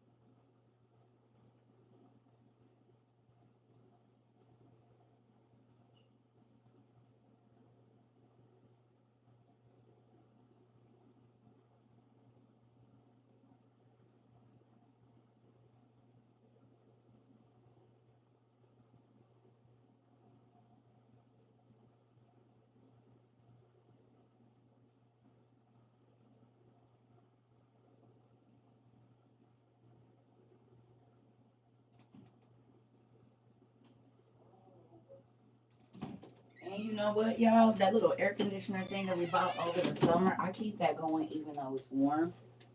Y'all know that? Y'all know the little air conditioners we bought? Or the little swamp cooler like things? I keep that going. I just don't put no ice in it. I just put like cool water in it to keep moisture because I keep my heat on hell. And it's my heat is probably on 75 and then I got a small heater in there. Plus I be having a blow dryer blowing. So the air in my room be dry. And I have the window open and I have my diffuser going, but I still have to like I wake up and my throat be dry. I have nosebleeds and everything. So it's a whole ecosystem in there. For real. Y'all done heard it. I got the blow dryer plugged up on the side of the bed. It's a heater on the floor. The window is open and a fan is blowing in there. It's the whole thing. And then the air conditioner thing is on. It's a lot going on in my room. It's a lot going on. I'm going through menopause though, so it works. It works. Part of me be hot, part of me be cold, part of it works. Hey, baby. Oh no, I can't do Florida, honey. Not to live. I did not have a good experience the first time I went. The second time wasn't too bad, but I hate to say it, it's a lot of racist people. It's a lot of racist people in Florida, and I don't like that because I'm a people person. And I don't like if I'm talking to you, you're going to stone face me just because I'm black. You got to be rude to me. I don't like that. And I went there twice, and I didn't care for it. So, I mean, I'll visit, but not that much because you don't even know me to be nasty to me like that. I don't like that. Yeah, and y'all got lizards and frogs that be clear and jumping off of the things and stuff. I can't. There's too many creepy crawlers out there. Then I got to be worried about a gator coming up out of this much water because he just sunk down in the mud, and I'm just trying to walk, and it's a little dangerous life in Florida. Listen, it's dangerous over there. Like, no.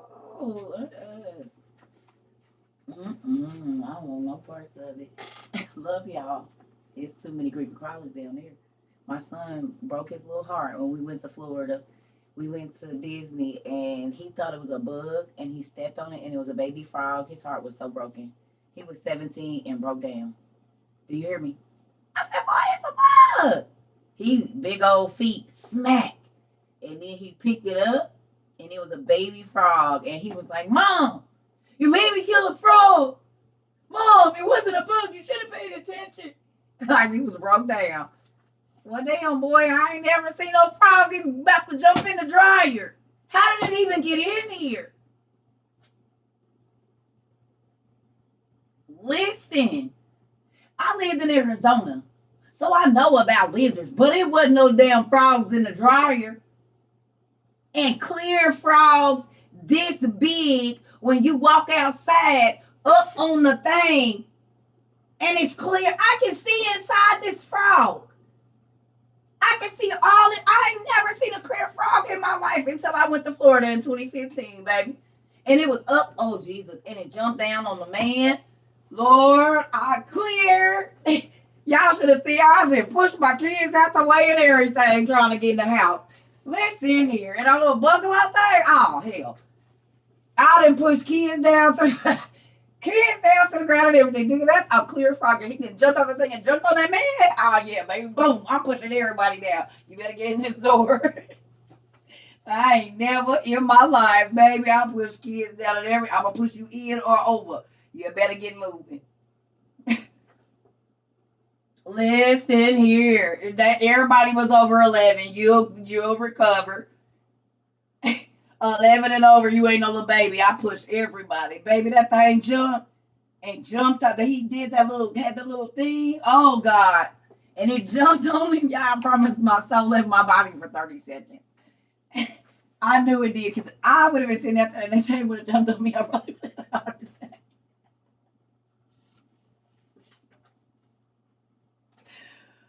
Oh, God. I would have been not okay. I'm telling you. Then it came out there and they said, oh, no, it's been tragedy at Disney. A mother of 4 has passed away because a frog jumped on her chest. I see the frog at that. I'd have been on the news. I'm telling you right now, I'd have been on the news. Ooh, wait. Colleen, if you want to read it, you can go read it, honey. I don't know if you know, nobody rushes my class. So if you want to read it, I can tell you where to go find it, and you can read it yourself. Do you have children? How do you feel when they rush you when you're talking about something?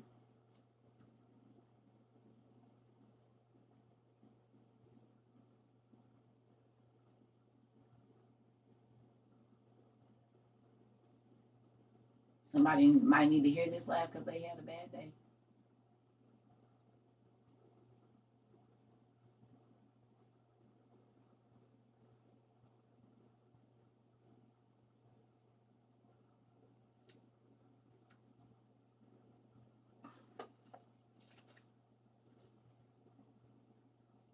Back to what I'm saying. So, with that, there would have been a whole funeral if that freaking clear frog would have jumped down on CERCA.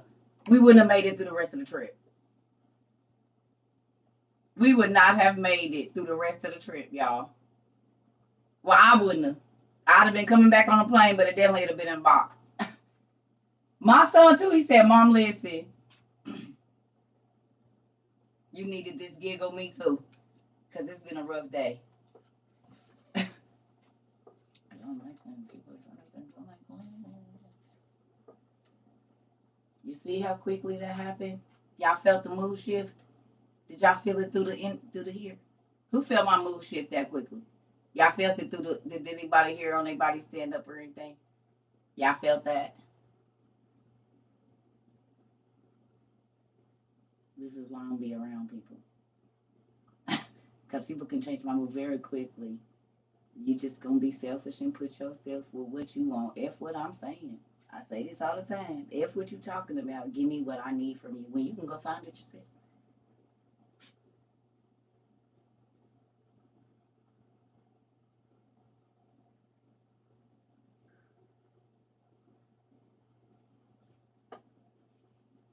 I don't like it. I just feel like people do things here that they wouldn't do at work or at church or any other space. And I don't care who feels how they feel about it because I'll be the one that be doing it too. I just feel like folks do stuff here that they would not do in another space, and it's rude to me. It is. And I don't care if you use please and thank you, it's still rude. Because you're basically saying, I don't want to hear what you're talking about. Just like, that's rude.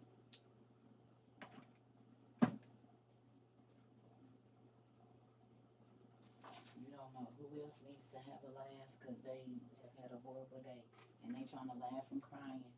Y'all gotta stop doing that. You are not the only person in this class, even though it look like I'm only talking to you. I minister the way that I do, not in no structured thing, because there's 1,000 people that need 1,000 different words from God, or they need something else. Y'all gonna stop trying to control my freaking ministry. It's irritating. If you don't like it and you've been here, go watch the rewatches. You're not gonna rush me. You're not gonna do nothing because you are not the only person in this freaking class. And everybody comes here for a different reason. That's why I'm not in church. Because it's a whole scheduled, it's a script. It's a scripted thing. And I don't like it.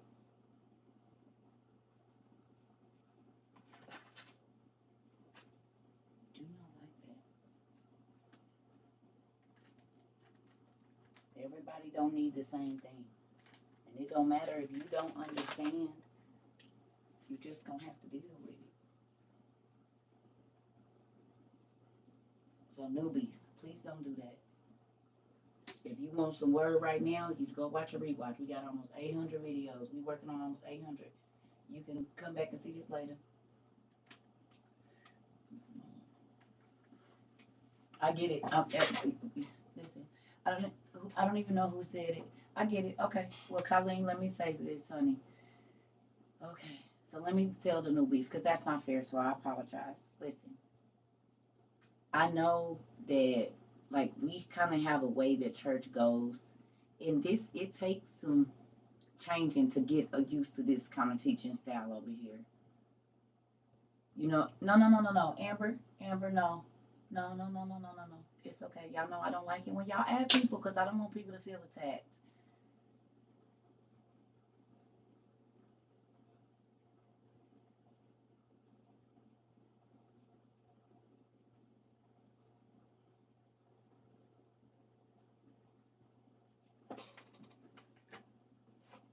Everybody that added her, put your hand out. Every single person that added her, because she knew. Everybody put your hand out. Get your hand out. Put your hand out. Everybody that I'm tired of y'all. I ain't gonna keep telling y'all no more. Cause some of y'all been here a while. Put your hand out. I'm tired of talking to y'all. Put your hand out. Put it out right now. Put it out. Don't try to snatch it back either. Don't add nobody else. And I hope it stings. I ain't gonna keep telling you. I ain't gonna keep telling you. Next time it's gonna be your hide. You hear me? Don't add nobody else. I don't want them to feel attacked. I can do it.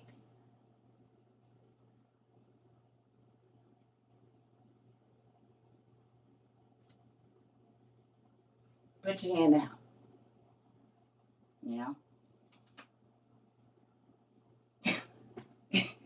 Not playing with y'all. Let me keep this close because I see I'm gonna have y'all hard headed. Listen here. Not gonna keep telling y'all. You said okay, fine. Yeah. If you ain't never got pop, you got pop today.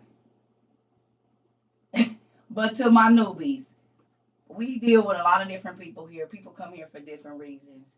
And I don't want this to be serious. We do have some serious moments. It's not scripted. I don't sit down and write down what we're gonna talk about from 7:30. We just let the spirit go.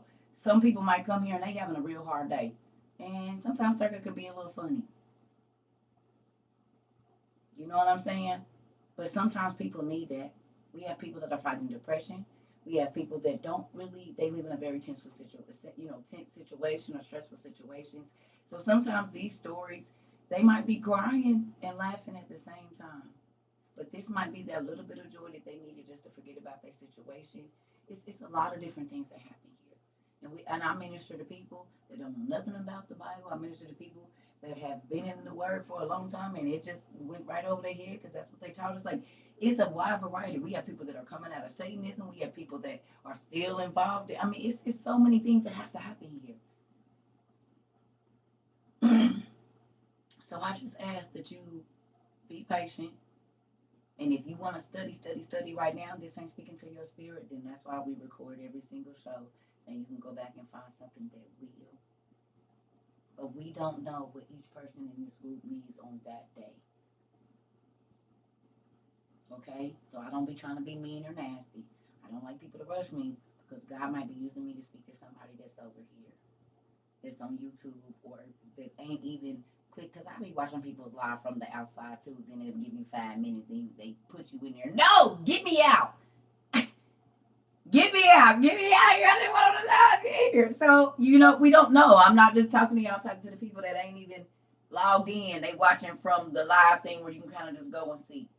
And they might be asking a question in their mind and figure out how God will put something in my mouth to answer their question wherever they at, even though they ain't really in the class. Yeah, he hear your thoughts too. Hello.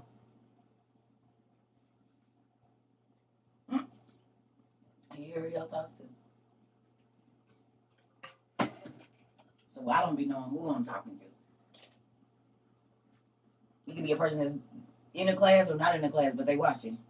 And they ask a question in their mind, they got a boop, and that's why I be like, what was that? I didn't even know where that came from. But if you open yourself up to the Holy Ghost, you can minister to a lot of people at one time instead of putting them in blocks and boundaries. I want to hit as many souls as I can. I done told you I'm running these numbers up now. That's why I ain't even charging for nothing. Because people come to free stuff. You see that?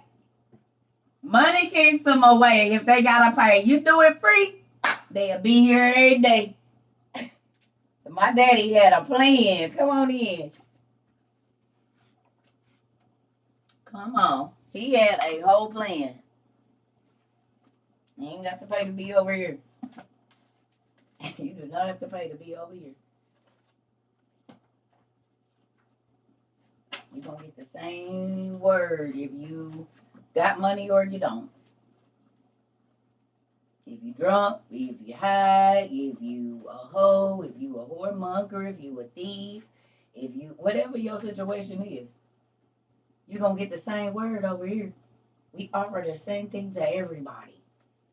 Throat chops and head busting for everybody. It ain't no respect of persons over here. I'll bust your head too. I don't care if you got a PhD or no education at all. I will bust a kid's head. What you mean? A little bitty kid, I done told you, I don't play with them either.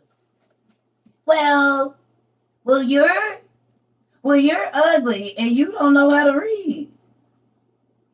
But no, not pictures. Tell me what this word is. Well, I don't know. Okay, so don't be worried about it. What I got going on over here, what you need to be worried about is what you got going on over there, and walk away. You're mean and you're rude. Don't play with me. I don't play with the kids either. I keep trying to tell y'all I start. Okay, you better ask my kids. Mom, your feet are ugly and you pee on yourself.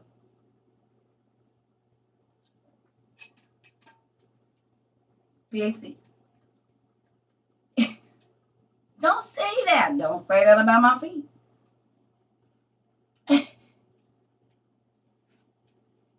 Y'all be trying to coddle them. I'm bopping him in the throat too. You won't talk crazy to Titi CERCA.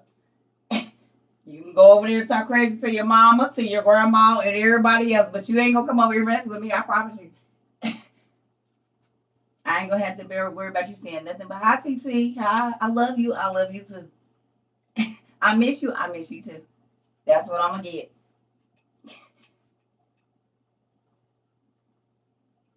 You gonna sit there and lie and say they don't hurt your feelings, kids, or have you questioning your whole life?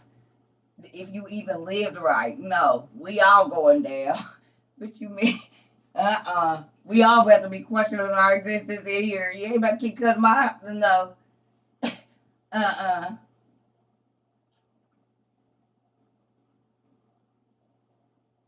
Listen, you said sure will. I'm gonna take you with me. Come on. You gonna watch what you say next time. You gonna think about it. Yeah, I've been this way for a long time. Listen here, y'all be playing. I ain't got time. I'm about to be stressed out because you're evil child.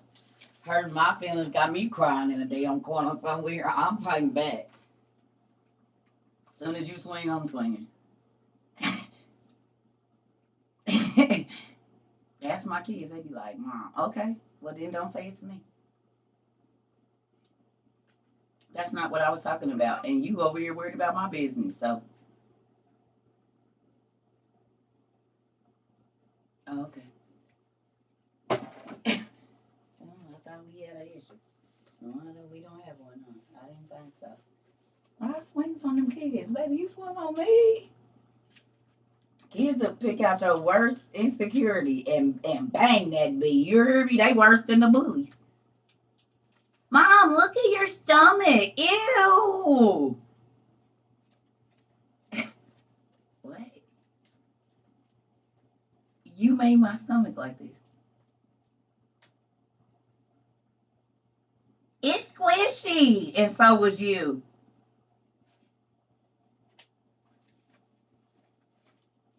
Right in front of company, and we'll embarrass your whole life. We all about to be embarrassed. Did you get your PP sheet off your bed? Mom. Did you get your PP sheet off your bed?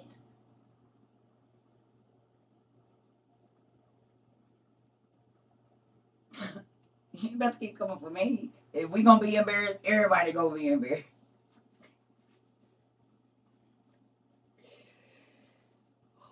I told y'all if my kids start screaming in the store, I would get down on the floor with them and scream and holler, and then get up embarrassed and walk away. This is what we doing? Okay. I'll be in the middle of Walmart. I kid y'all not.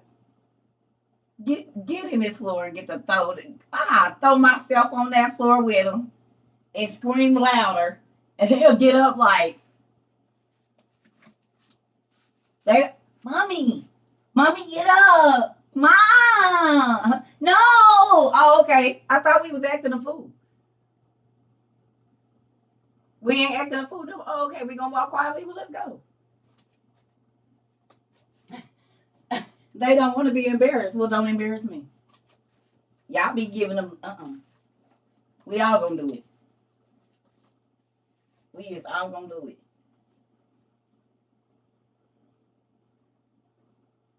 This what you use it? Okay, let's use it.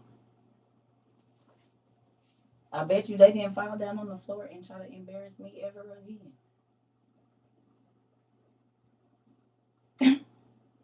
I did not have them problems. You're not throwing a fit in the store or nothing. They didn't do it. My kids, how do you get them to walk after you like little ducklings? Because I clown the same way they do up in here. And they don't want to be embarrassed. So they don't embarrass me.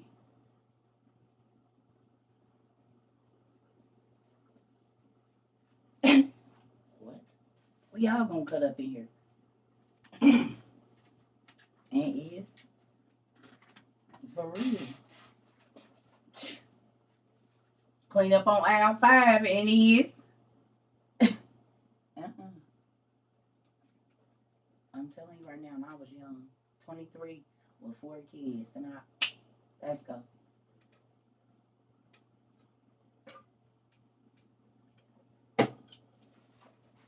I don't play. And you shouldn't either. All right, come on. So we on page 59, 59 of the Jubilees. Y'all see it say the creation of Eve? Y'all see it? The creation of Eve on page 59 of book 2.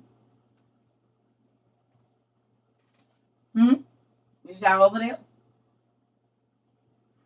Okay, come on. All right. So it says, and the Lord said to us, it is not good that man should be alone. Let us make for him a helper who is like him. And the Lord our God cast a deep sleep upon him, and he slept. And he took one bone from the midst of his bones for the woman. And that rib was the origin of the woman from the midst of his bones. And he built up the flesh in place of it, and he constructed a woman. And he awakened Adam from his sleep, and when he awoke, he stood up on the 6th day. And he brought her to him, and he knew her, and said to her, this is now bone of my bone, and flesh from my flesh. This one will be called my wife, because she was taken from her husband. Therefore a man and a woman shall be one, and therefore it shall be that a man will leave his father and his mother, and he will join with his wife, and they will become one flesh. Now, how do those two people become one flesh?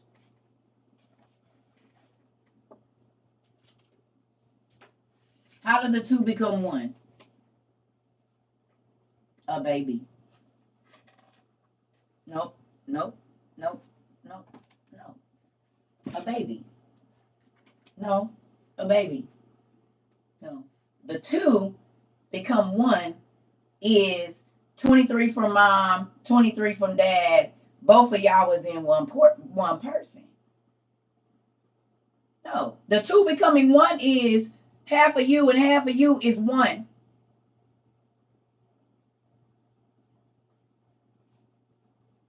The two people becoming one person is y'all child. It's half of you and half of him, but it makes one whole person. The two becoming one.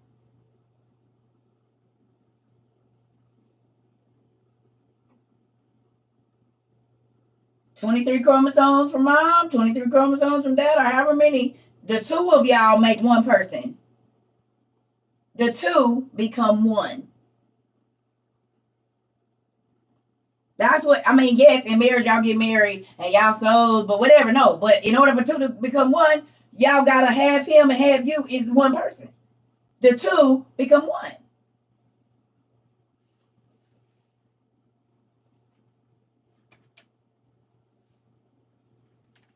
The two become one person.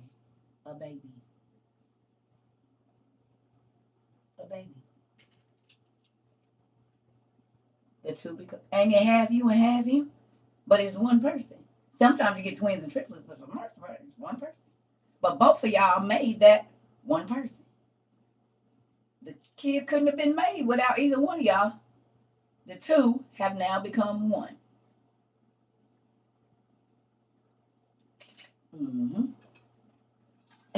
It be right there in your face. Ain't it crazy?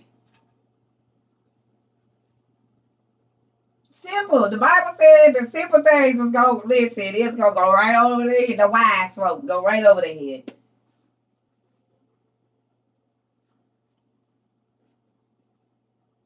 The two become one.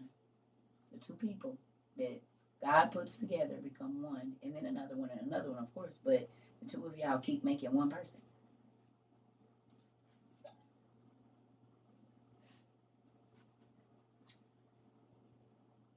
Nisi, you need to read the birth of Mary. Nisi, I need you to. Do you have this book already? By William.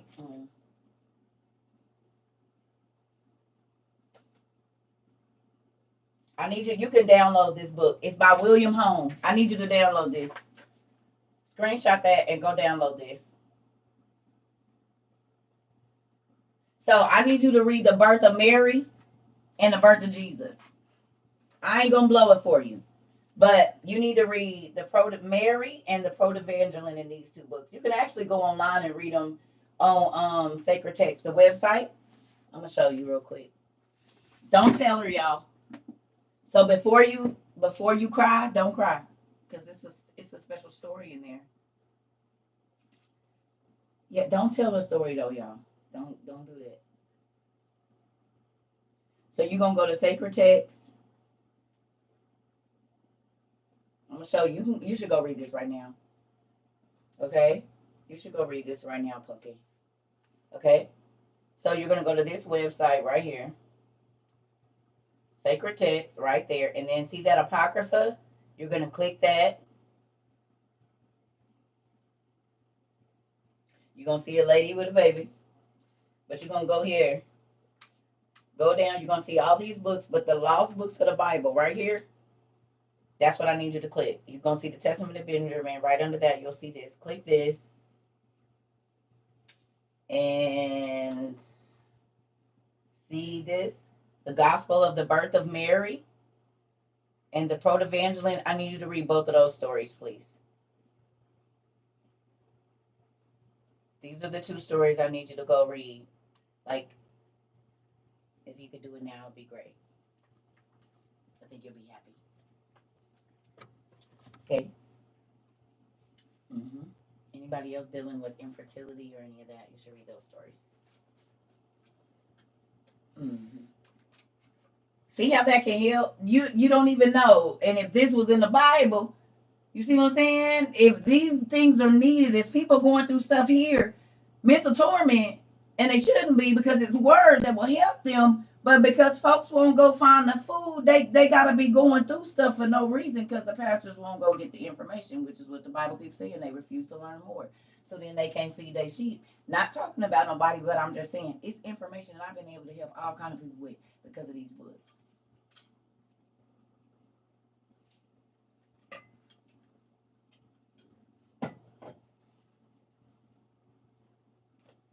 Okay? God has a purpose for everything. Just go read those books. Okay? Listen. Y'all don't listen. Listen, Nisi, I need you to get out of class. And I need you to go read those two books. And I need you to take notes. You can come back later. I need you to go read those 2 books right now. That's why I just sent them. I need you to go there. We ain't talking about it no more. I need you to go read them if you can do that for me. And then I need, after you read, I need you to write in your journal. Time and date it. Okay? Take time. Don't rush through them. Read them. Study them. Okay? Okay. Thank you. I need you to go read that, girl. All right. Here we go. Oh, why is this so bright? I don't got it in the right area. Okay. Let me see. Okay. So it says, in the first week, Adam was created, and also the rib, his wife. And in the second week, he showed her to him. And therefore, the commandment was given to observe 7 days for a male, but for a female, twice 7 days in their impurity. So, if you gave birth to a woman, child, you were supposed to sit in the impure space or whatever for 2 weeks. But a male, 1 week. Who knew that? I think, is this in not Deuteronomy, but I can't even remember the scripture. Is it Deuteronomy? What's the one with all the ritual purity laws? I can't think of which book it's in.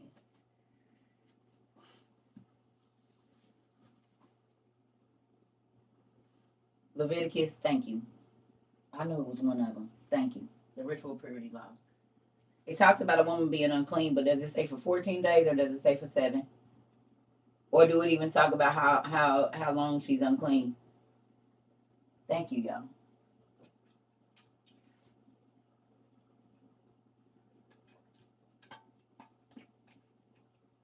After childbirth. Well, we know it take us 6 weeks, but to get back, it says 7 days. 7 for a man and 14 for a woman, child, or what?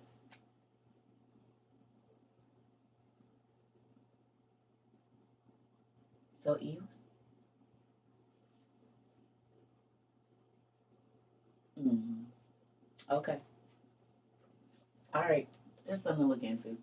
All right. It says, and after 40 days were completed for Adam in the land where he was created, we brought him into the Garden of Eden so that he might work it and guard it. And on the 8th day, his wife was also brought in. And after this, she entered the Garden of Eden. And therefore, the command was written in the heavenly tablets for one who bears. If she bears a male, she shall remain 7 days in her impurity, like the first 7 days. And 33 days she shall remain in her the blood of her purity.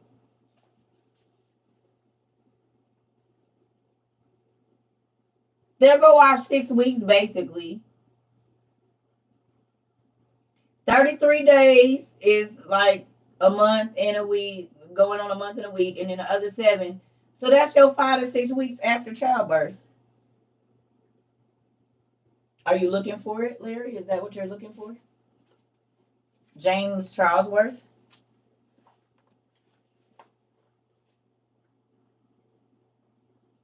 There are 6 weeks, right? 5 to 6 weeks. Some women take profit about 5. Some women take profit 6. Mm-hmm. Crazy, right? Here we go. It says, if she bears a male, she shall remain 7 days in her impurity, like the first 7 days, and 33 days she shall remain in the blood of her purity, and she shall not touch anything holy, and she shall not enter the sanctuary until she has completed these days, which are in accord with the rule for a male child, and that which is in accord with the rule for a female is 2 weeks, like the 2 first weeks in her impurity. And 66 days she shall remain in the blood of her purity, and their total will be 88 days. Dang. Wow.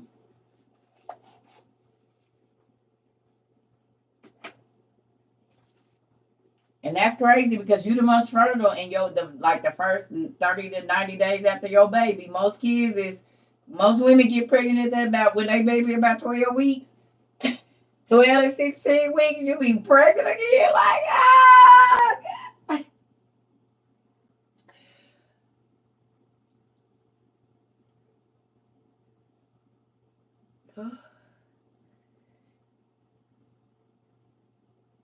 It happened to me with my last two.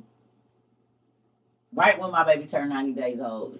She probably was about 80 days when I got pregnant with her sister. Mr. Starworth, do you want to stay here?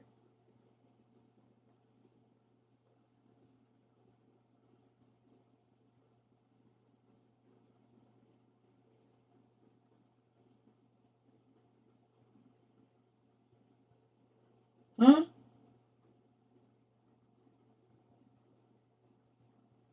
No, you're not. I asked you a question. Do you want to stay here?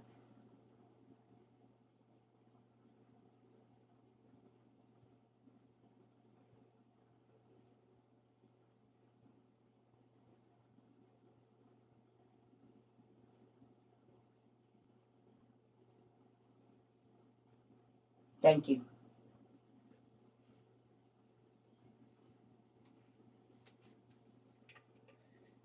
I've been seeing all the stuff you've been posting and I ain't responded to none of it. And now you done went too far.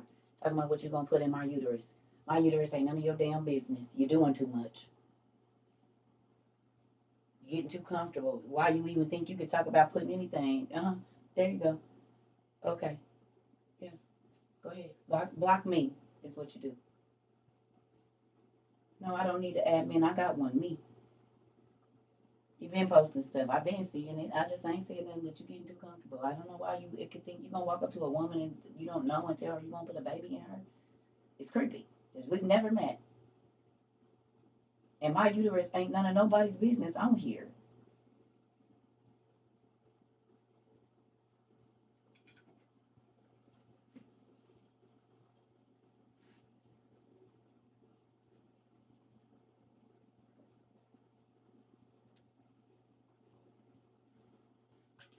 I be telling y'all people do stuff they wouldn't do to people they would. If you don't do it in a store, don't do it to me. If you want to do it to a stranger on a bus stop, don't say it to me. Don't type it to me, nothing. If you're not bold enough to do it in the store with the person looking you in your face, don't do it to me at all. It's weird.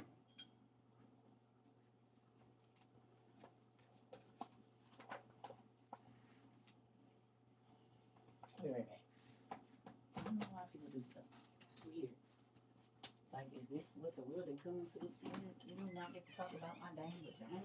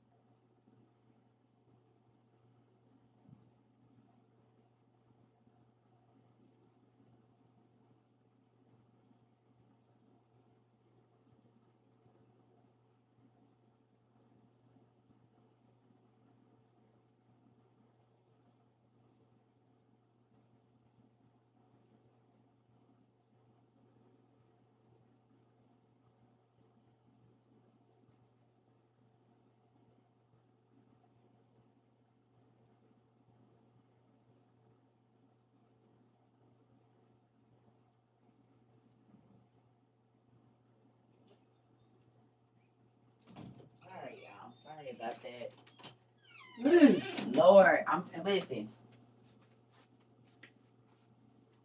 When I worked in the club, if somebody said something disrespectful to me, especially a man, I smack their face.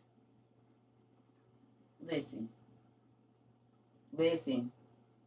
I done got kicked out for. I'm telling you, I'm not gonna be disrespected by anybody because I just give respect.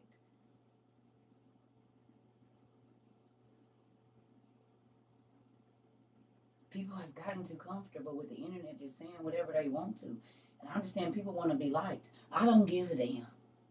Long as God like me, I don't care if a soul on this planet do. I'm gonna say what I want to say, and I'm gonna live how I want to live because God got me to where I am, and you don't get to disrespect me like that because I'm not disrespectful. I don't comfort nobody. I don't mess with nobody. We have a great time here. But what you gonna do is mind your damn manners while you over here, because this ain't church, and I will cuss your ass smooth out. This is school. So watch your mouth.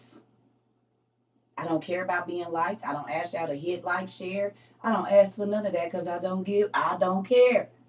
I'm going to do what my daddy tell me to do, and you get what you going to get, and that's it. But what ain't going to happen is I'm not going to be stressed out and irritated over people I'll never meet in my life. I'm not that worried about it, I promise you.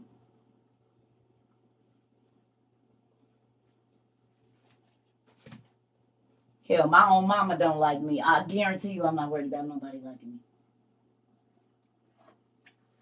And she ain't never.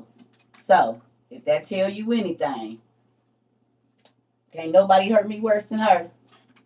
So, move around. And I done chopped her in her throat too. So, just trying to tell y'all, everybody ain't worried about being liked, and everybody ain't worried about it. I'm not. I'm used to being alone. I'm used to being by myself, and sometimes I prefer it because people don't know when to stop. Everybody ain't the same. Everybody don't want you talking to them. I don't know you. Hell, I might not even be attracted to you when you talking. Ugh, you in a wrong class for that. Go where they twerking and get to talking to her about her damn uterus. She popping it out at you. Hell.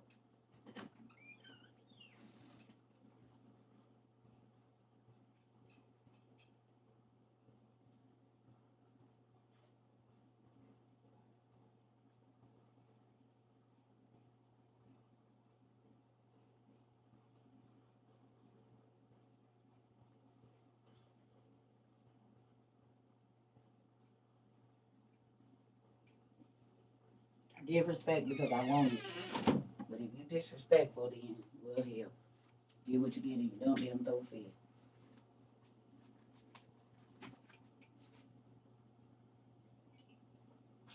I do not have no time to play with nobody. Here we go. Let's go.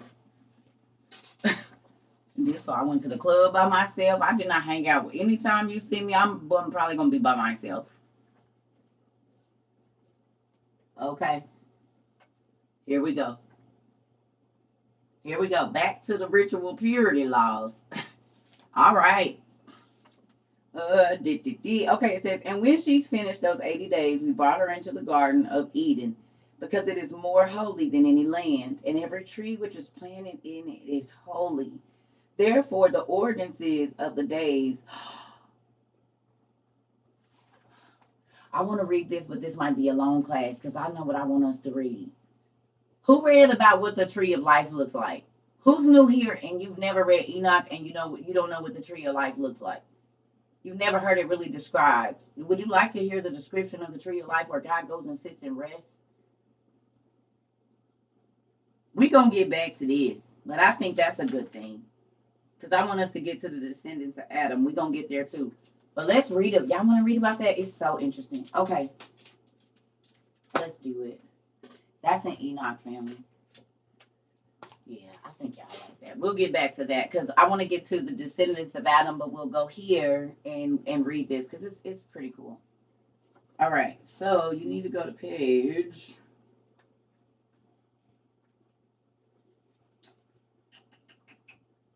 Hold on.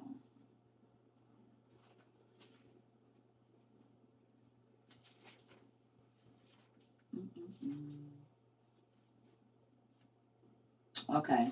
So we just gonna read most of this because it's really good. Okay. So get your book 1 and go to page 104. Book 1, 104. And if you're on the website, it's gonna be the second book of Enoch. Oh, wait a minute. How does it do it on there? Let me see.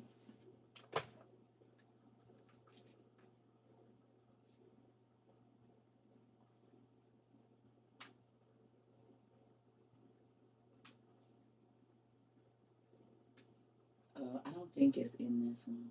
Is it? Let me see.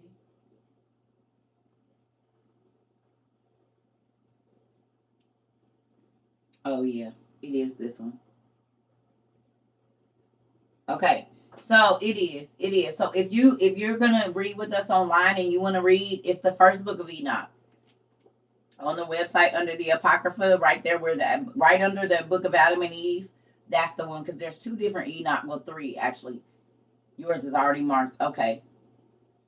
Kaya, Kaya, look out. I'm late, I'm late, I'm late. I'm gonna bring this back. So the newbies, when we first started this, where y'all come in saying that y'all remind me of the little white rabbit on Alice in Wonderland, so I got me a clock. And so when people come in and say they late, I just show the clock. It used to be like 20 in a second. It was crazy. Yeah, and I'm not making fun of you. It's just so funny because every time y'all say that, it cracks me up. I just think about that rabbit every single time, running with his books. Look at that. I'm late, I'm late, I'm late. I'm in here though. I got my book, I got my coffee. I'm ready, I'm ready, I'm ready. You said I was the one that was always late in the beginning. And was queen. And was. And was. Here's a couple of y'all. That's funny. Wait, I'm driving. I'll be home in 20 minutes. Hilarious. All right. So if you are going to be reading along with us and you don't have it, you'll need to go to the website, go to the Apocrypha, click it, go down. You're going to see the first book of Adam and Eve, second book of Adam and Eve, and then the book of the secrets of Enoch. Click that, and chapter 1 is where you'll be reading. Now, it does read a little bit differently, but just follow along as best you can. Okay? Please.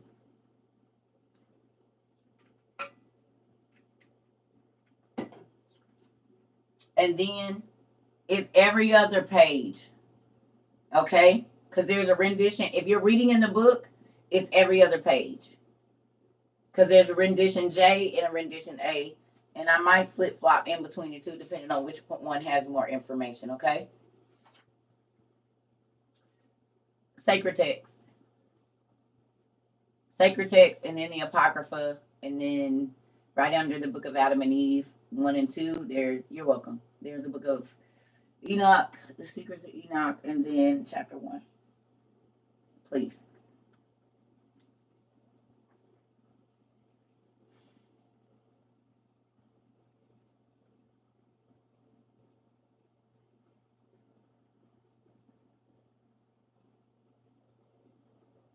Can y'all type it in the chat? Please. Can y'all type it in the chat for those of you that are there? I done said it like 7 times right now. I'm not going to say it anymore. Thank you. Thank you. I ain't going to be able to do it. Sorry. I don't want to keep saying it over and over. Thank you.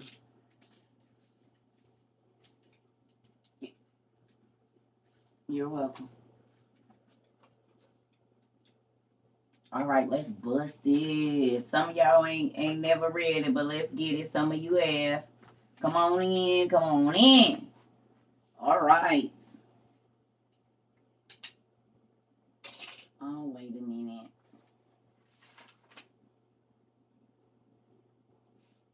Go back 1 page to 102.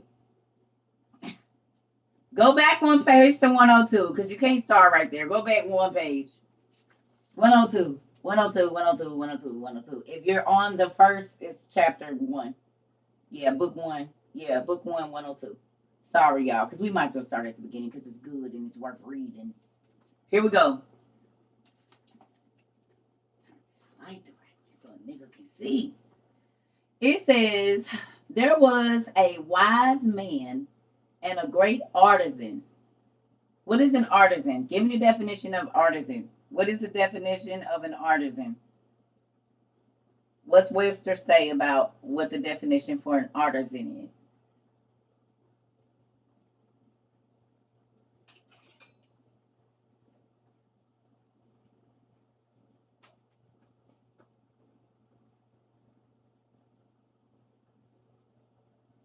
Hmm? Yep, artisan. What's the definition? A skilled worker, especially with one's hands. Worker who practices a trade or a handicraft, skilled in a trade. Worker or skilled trade, okay? Making things by hand. So who knew that Enoch was an inventor? Because this is basically what it meant back then. He was an inventor.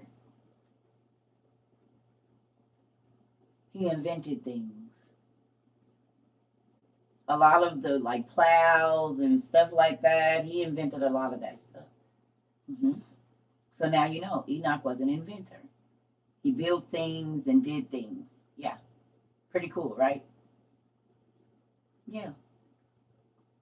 Mm-hmm. He built a lot of stuff.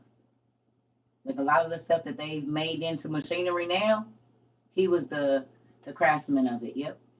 Tools that man needed. Yeah. Yeah. To make other. Yeah. Enoch was an inventor. He was. Isn't that interesting? Good with. Yep. Okay. It says, and he loved him so that he might see the highest realms. Can you give me the definition of realm? What's the definition of realm?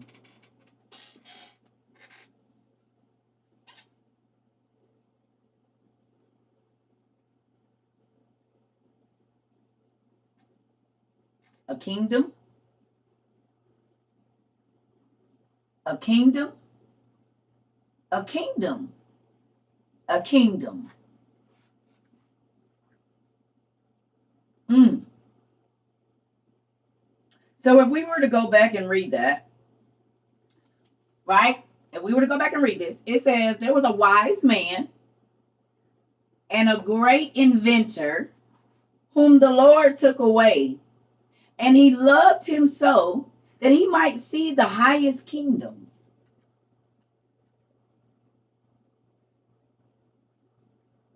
On a higher dimension. Don't you want God to love you enough that he wants you to see the higher kingdom and not the lower one?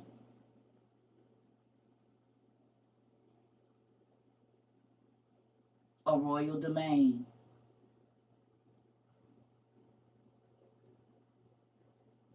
God said, I want you to come up here by me. I want you to come sit by me and see how I see. I want you to look at the world from my point of view. Come sit by me. That's mind blowing. You hear me? The holy realm, above everything else, the highest realm, where God is, above the levels of angels, above all of that. He got to go straight to the top. That's crazy. The holy kingdom. So he didn't see the New Jerusalem already. The cities paved with gold and the see-through this and that and the castles and all the beings. God said, I want you to come see it from my view. That's crazy. Come on. Here we go, y'all. Y'all know I got to be going back and forth through these glasses. All right. So it says, and of the most wise. What is the word? So they didn't use the word wise. What is the definition for wise? Why they didn't use that twice? What's the definition for wise? Tell me the definition for wise real quick.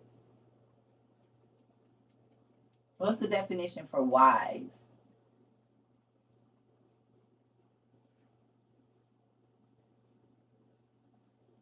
Node.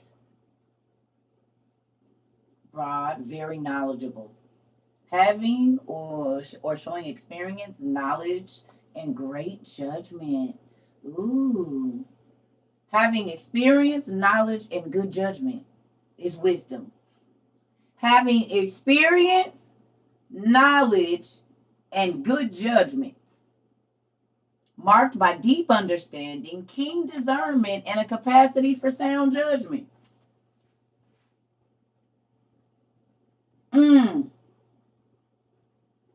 Mm, mm, the proper application of knowledge. So you can have the knowledge, but if you don't know how to apply it,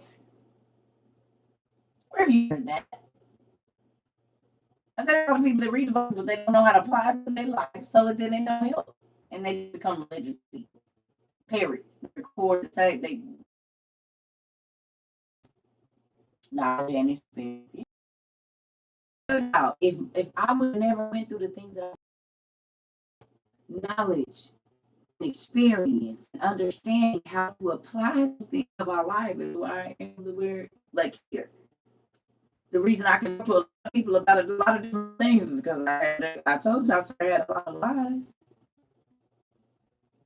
And if you don't learn, you just keep repeating until you learn. You pass go with God, He's gonna keep over there. You hear me? He ain't letting you pass go. You won't get there until you learn because you ruin it if you get there and you don't learn. And then it's a waste of time, money, effort, everything. Promise. Okay, let's get this part. So it says, at the most wild, inconceivable.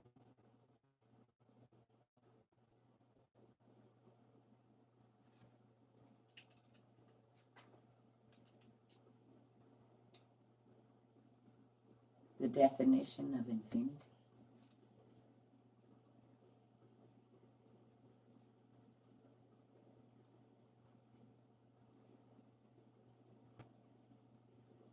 Unimaginable. They messing with it over here too.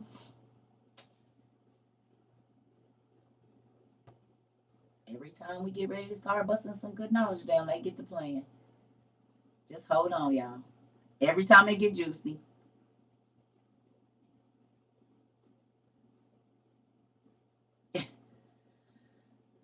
Y'all got knocked out. Go out and come back in. Yeah, they do it. If you been here, you know. They want people to stay asleep. Yep, the devil don't want y'all to know. And their energy, so it's nothing for them. Don't they mess with the TV and the phone and the y'all waking up. They don't want y'all to do that.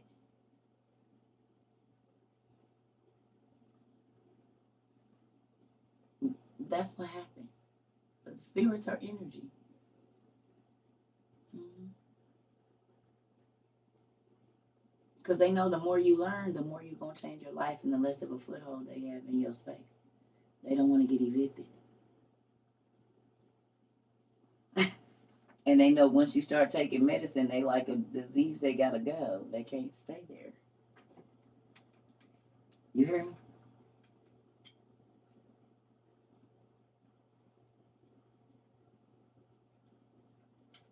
Hmm. That's why it happens too. Sometimes it ain't the government. Sometimes spirits are energy. They can make lights flicker. They can, we know this. They had a technology demon. They had one on the magicians too. Hmm. Who finished reading what I asked y'all to First Corinthians? Ezekiel 7. Did y'all finish reading Ezekiel 7 today?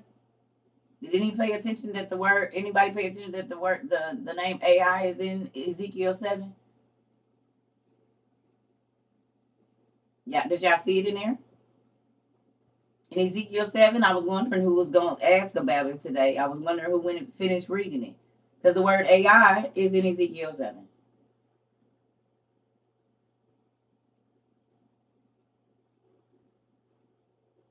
It's a city.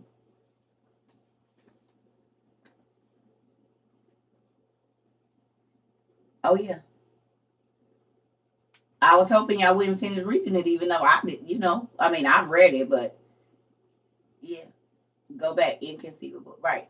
Go back. Go back and whenever you get time, find it there. I keep telling y'all all of these names mean something, and then go look up the place and see what was going on over there. Yep. There's a whole chapter about AI in the Bible. Come on. I be trying to tell them there ain't nothing new under the sun, but amen. Mm-hmm. Mm-hmm. You wish you had what book? This one? All you gotta do, I mean, you can get it. You just gotta send an email to CERCATROVABooks@gmail.com. That's it. And you can buy it on Amazon if you can go order it right now. If they take like 10 days to get to people. Can't believe that. Mm-hmm. Yeah. Okay, so here we go. Come on, y'all. So it says and the most wise and great and inconceivable and unchanging kingdom of God Almighty, and of the most marvelous and glorious and shining and many-eyed station of the Lord's servants, and of the Lord's immovable throne. Hold on, what you mean many-eyed servants?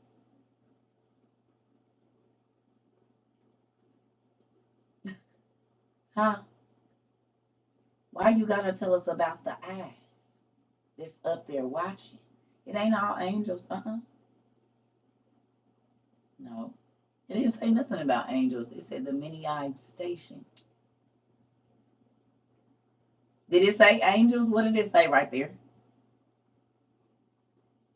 Angels are not the only beings in heaven. Y'all know that.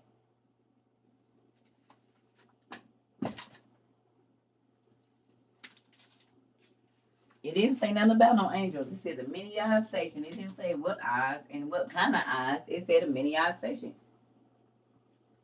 That's what it said. It did not say angels.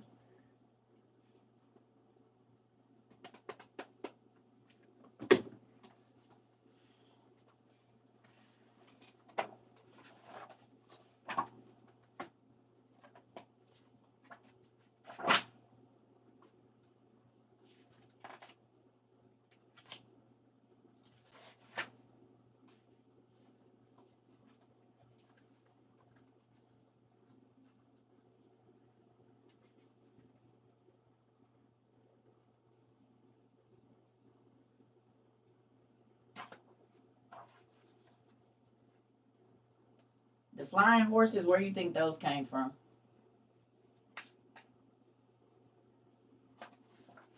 Right?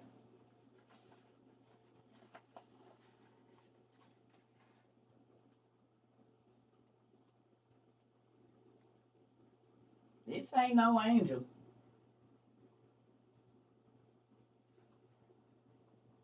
Each of the four had the face of a human being. On the right side of it, each had a face of a lion. On the left, the face of an ox.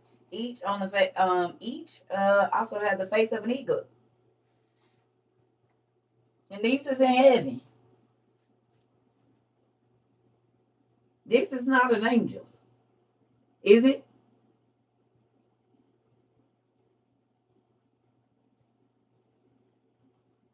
This is one of the beings in heaven. This ain't no angel. It's other beings in heaven. No.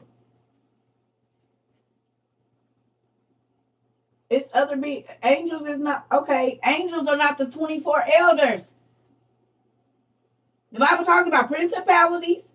You can't have a kingdom without servants. You watch Game of Thrones. How many different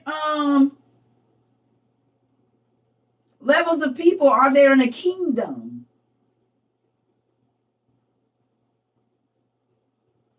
The only thing in heaven is not what the 24 elders are not angels.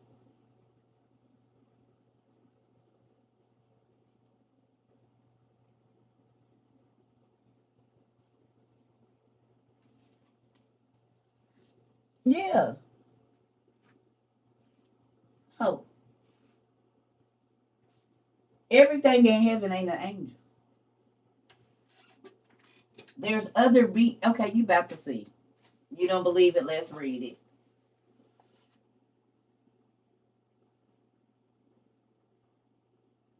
I need to have a basic Bible study because people are lost. When did you become God and tell me what to teach? Because the people that have been here, only people that's lost that don't have the book.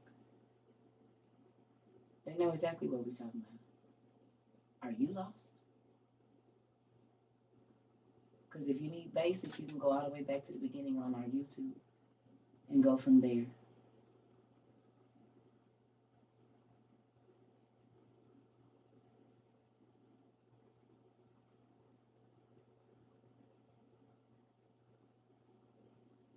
That's why we sit and I'm showing pictures and we're looking up names and yet you still in here. Okay, so let's do this. Mr. Lonnie Williams. Rather learn slow than grow fast. I see you don't use that with your mouth. Still learning.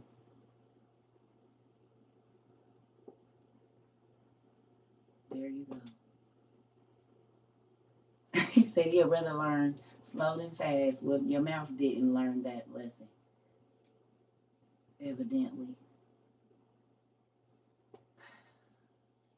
Keep learning, sir. But it won't be here. Okay.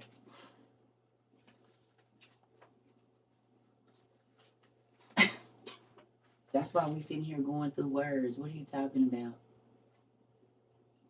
When have you ever let your it ain't Bible study on us every day? Your pastor take time to take you through what each word means. They don't, because they don't care if you understand. They just want your money.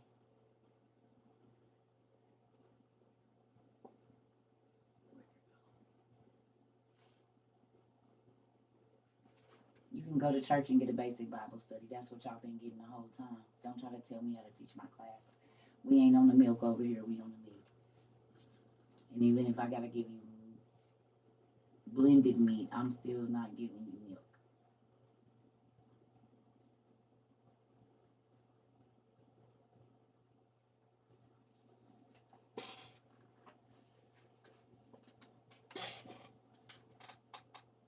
I said, let me go to the car and get my meds because.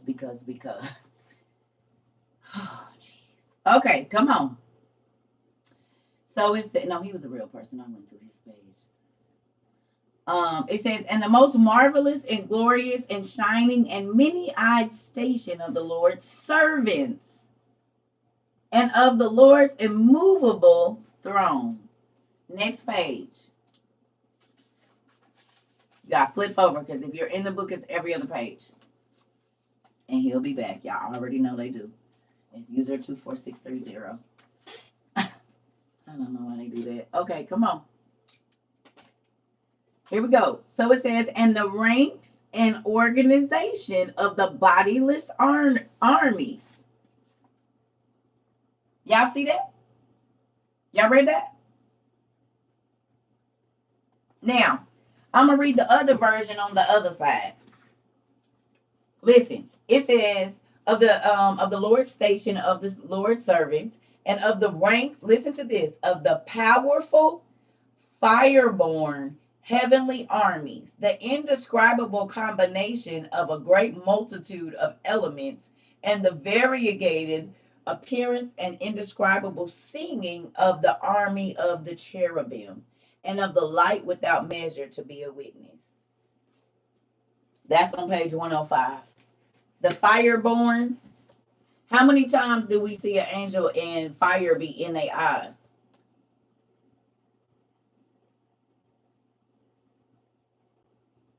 And the guys that was on earth, remember when they used to get mad flames used to come up in their eyes? Well, if you born a fire, that would make sense, wouldn't it?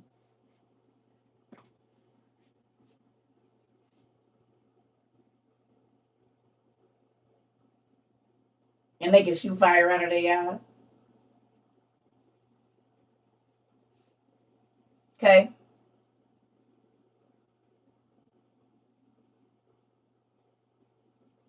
Okay.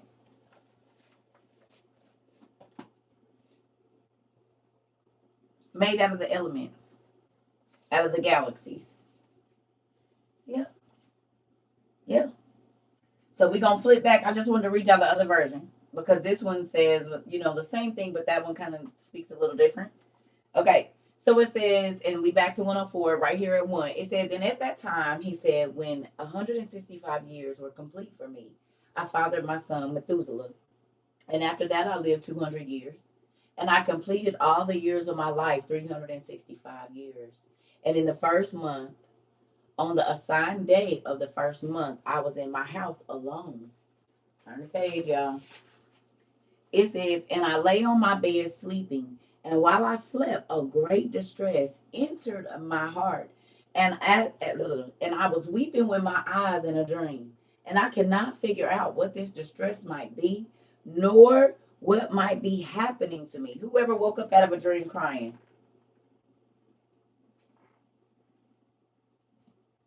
Anybody ever woke up out of a dream crying? I mean, crying.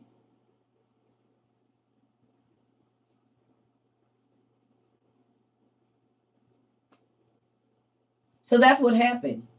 He woke up out of a dream and he was sobbing like uncontrollably. Like woke up crying. I woke up like screaming. I woke up crying. I woke up with a sadness in my heart. And my face all wet, pillow wet, screaming and choking in his sleep. So he had a distress. He was crying. He woke up. He was screaming in. Lord, I was trying to say screaming and crying. That's what's coming out like that. He woke up stressed out. Period. Listen, it was not supposed to come out like that. Look, I saw her say screaming. I was going to say crying, and it came out mixed together. He didn't wake up doing that. I promise you. We need to laugh anyway. People's weird. You see that? That's why I be trying to read this, read that, and read y'all comments. Stop it. He woke up upset. That's what happened.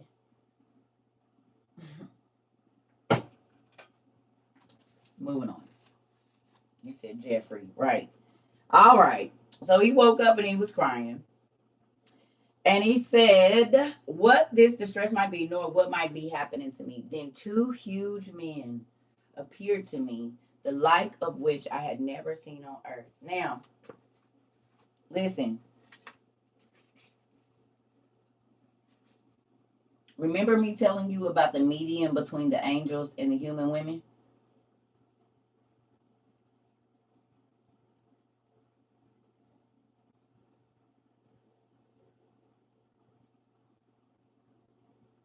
Remember I told you the median between a regular sized woman and an angel was 450 feet tall for the first round of giants, the Titans that came, the Nephilim. So how big is the daddy? If the median between a regular sized woman, we'll even say they was bigger. We'll say the women was 7 feet at the time. We'll give them that because everything was bigger, larger. We'll give them 7 feet. How big is the daddy? Like in his regular form when he's not shapeshifted? That he would make a 450-foot tall son with a human sized woman. And that's the median between the two.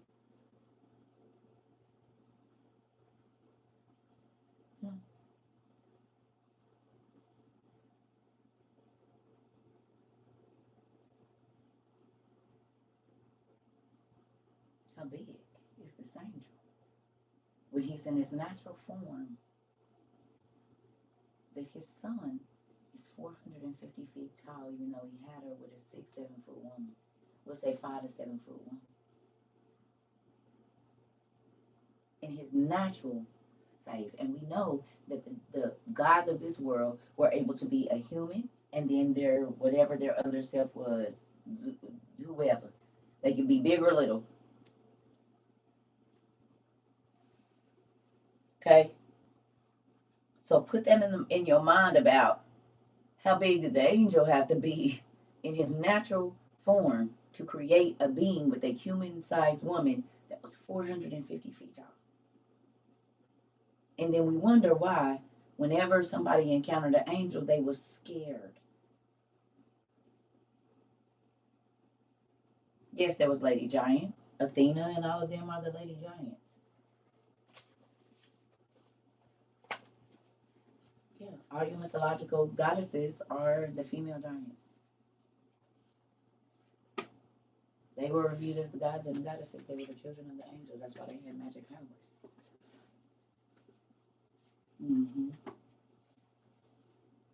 Okay? People gonna stop trying to tell me what to do. I don't need y'all to tell me when to go to sleep, what to do. I just woke up from a 5-hour nap. Don't tell me what to do. You get some sleep.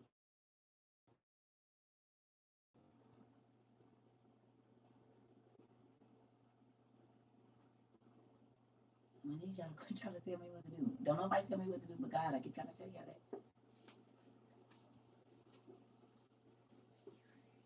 How did they have mortal? How did they have mortal? What? How immortal had babies? How did immortals have babies? Yeah, they were 450 feet tall. And if you don't believe me, you can go read the first book of Enoch. Tells you right there. Listen, I'm just gonna quit trying to tell me what to do. Moving on. Okay.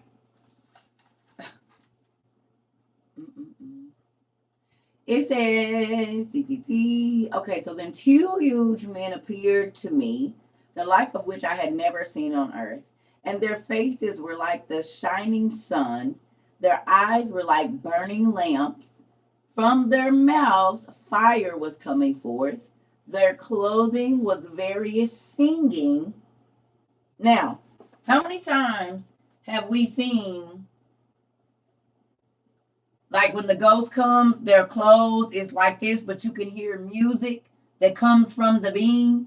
But it's like the clothes are floating and alive, and the song is like coming out of their clothes. Y'all know what I'm talking about? In like the scary movies, if a ghost is float or some kind of whatever, it's like they clothes be all floaty, but it's music that's like almost like you can see the music and they make it like sparkles, kind of. You know what I'm talking about? Even in video games. Okay, so y'all know what I'm talking about? That's what it means when it says their clothes was various singing. So song literally clothes them. But if you think about how they depicted in movies to us, that's what it would be. Excuse me. That's what it would be. So when we see them and they clothes is flowing, all that, that's what that is. Their clothes are various singing. You can kind of see the songs coming off their body. It's not it's not Anunnaki technology. The Anunnaki stole it or they were taught it by their dads. But that's not where it originated. I'm reading it right here. It was angelic clothing, and when they fell, God didn't change. He just changed them into dark beings, but they still got to keep their stuff. This is how their kids have their abilities. The only reason the Anunnakis have it is because their dads, the fallen angels, taught them, and that's because that's what they saw in heaven. They are the originators of trying to recreate heaven on earth because they didn't get to go back there. So even how they place their cities and stuff is to make it like what they saw. They tried to build the palaces and build the gardens that they were used to seeing in heaven. They are the manufacturers of bringing heaven to earth.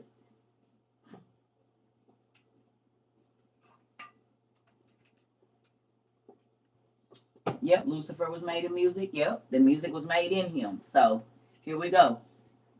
Copycats. Yes. I told y'all they ain't doing nothing new.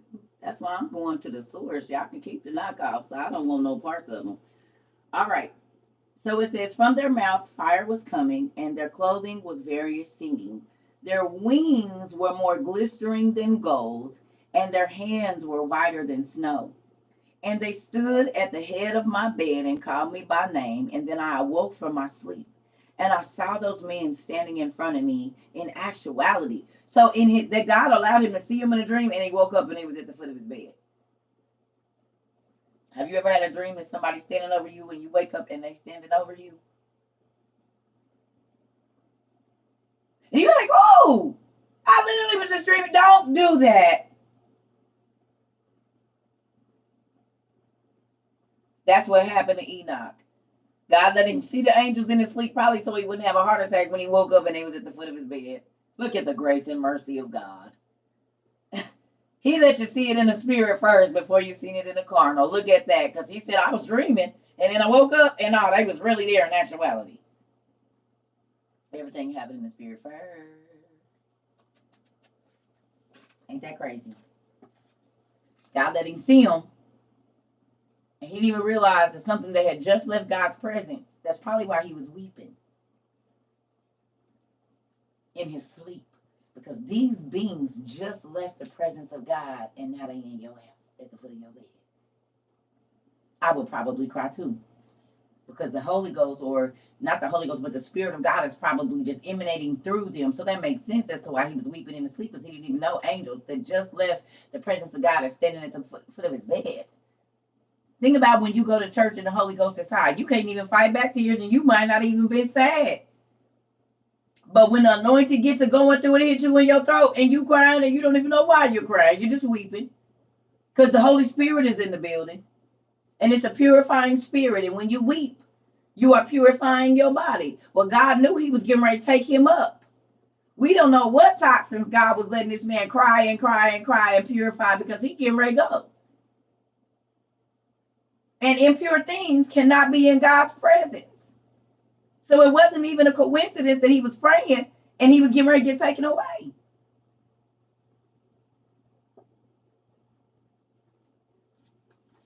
For real. Okay? You hear me? So, it says, and they stood at the head of my bed and called me by name. Now, who stole this? What movie stole this?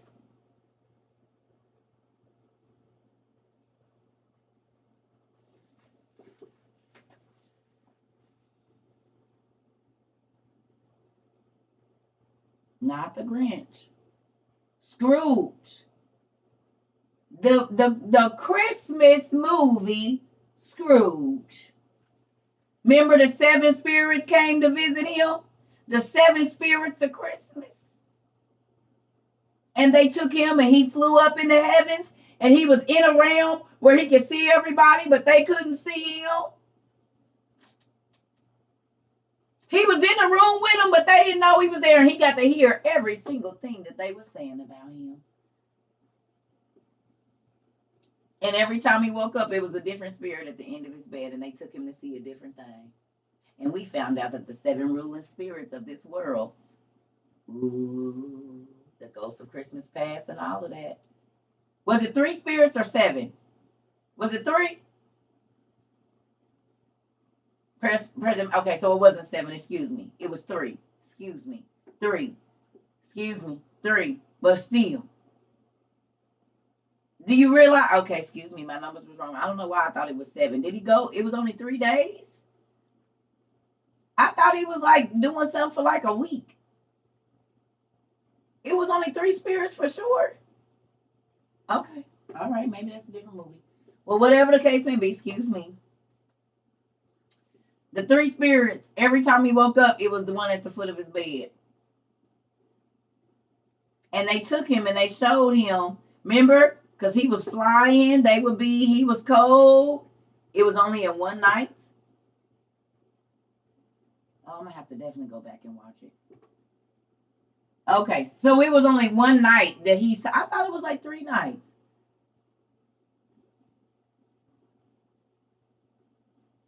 Isaiah said, and Revelation said the 7 eyes of God. Okay. Different heavens. Okay, well, however it works, we all got to go back and watch it. It was some spirits at the end of the nigga bed. And okay, so it was one night. I thought it was every other night. It was just one. Okay. All right, well, thank you. One night, 3 different times. Okay. Well, thank you, y'all. Well, y'all know what I'm getting at. Well, see, I don't have no problem with saying when I was wrong. You see that? Okay. Anyway, do y'all see where they got that from? Do y'all see how they took that?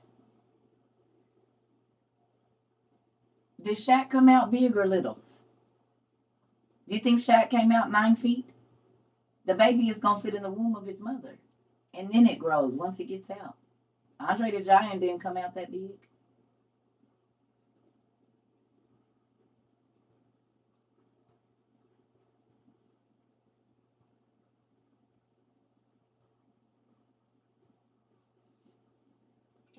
None of us did. You're going to fit in the womb of your mama, and if you grow real much, a lot after that, you just do.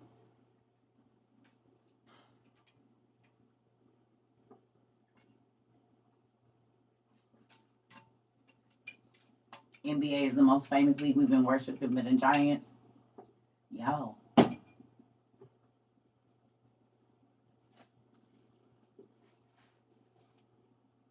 Yes. Not back into heaven. The Anunnaki were never in heaven. No, we reading about Enoch, and we got other videos about that, but the Anunnaki were never in heaven. Their fathers were in heaven. The Anunnaki are the children of the watchers. But if you want to know, you can go read the first book of Enoch. That explains all of that. Chapter 6, chapter 7, chapter 8 of this very book we're reading, it explains all of that to you.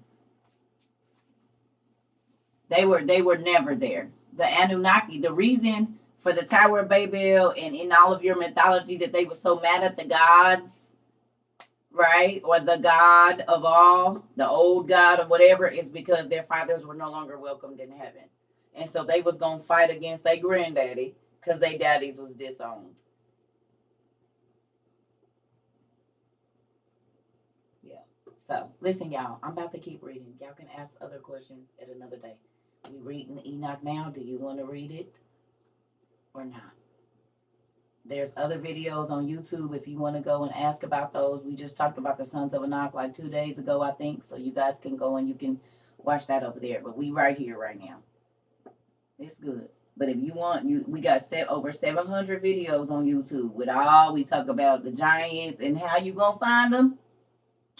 I don't know because we don't name them nothing like that. But they over there. Okay. Mm-hmm.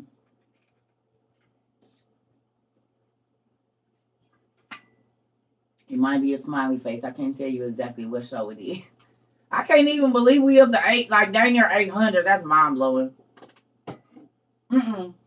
This is the hood thing. It ain't gonna be no punctuation or nothing. I ain't giving them no red flags. They already be in our business. You hear me? They already be in our business. So I'm not gonna give them the arrows to it. No. You won't just be able to type in nothing. You're gonna have to go looking. You hear me?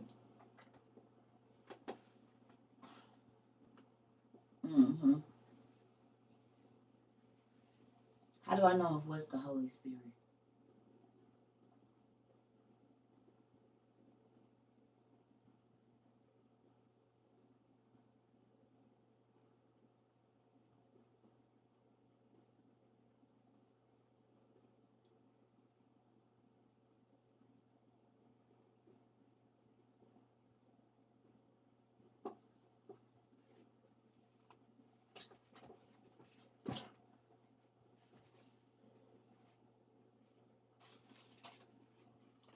Okay, I need y'all to be on page 106 when I come back.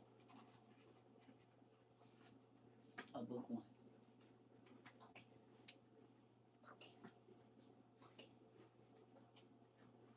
If not, I'm about to get out here in color. I promise y'all. Page 106.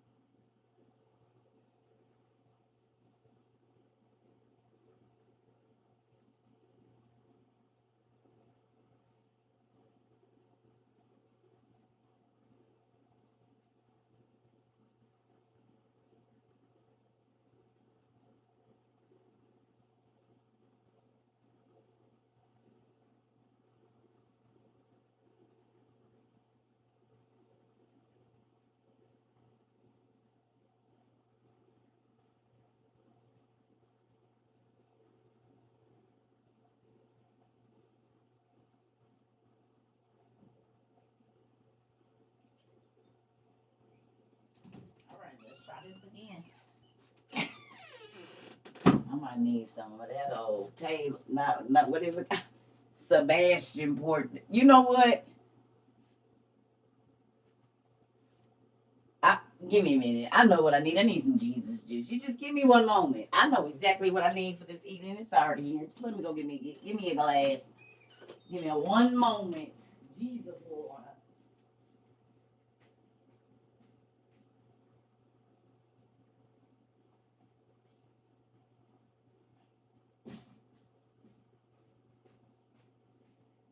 I know exactly what to get. I know what to do. You know what? I should have known it. I was flip flopping all over that bed last night. Today was gonna be that day. I should have known it. All right, let's do this again here, okay? Thank you, Miss Linda. My name is Miss Lisa. Thank you, Miss Lisa. You look out for your girl. Ooh, Jesus. Honey. We just gonna move on. Y'all ready? Give me some Jesus juice. You in here too. Thank you. I got me some Jesus water. And it ain't much, but it'll be enough to get me through the rest of this class. Shoot! Do y'all want to read now or no? Yes? Are we ready? Are we focused? Okay. Come on. We've been trying to get to the damn tree of life for 45 minutes. Let's go.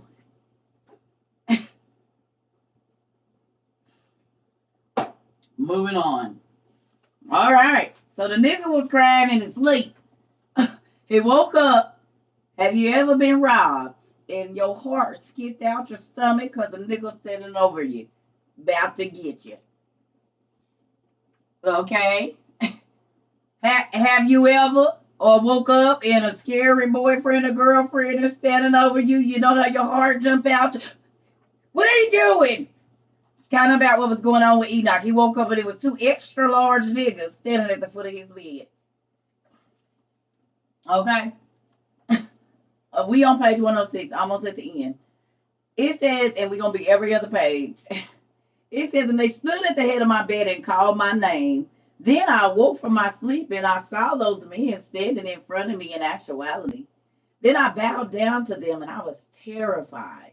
And for anybody that want to say, how was she reading the Bible and drinking a glass of wine? Have you not seen the Last Supper? Because do you not think wasn't God ministering, Jesus ministering to them while he had a double cup?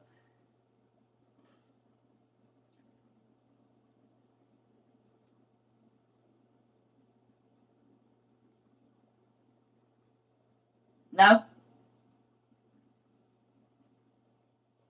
Before you get to trying to judge me, your daddy did it too. Okay, just clear that up, church folks, because I felt the thoughts and did. Listen, because I know how folks be. No, she ain't. Your pastor drank 3 cups on the day when y'all gonna take communion. He drank a whole glass.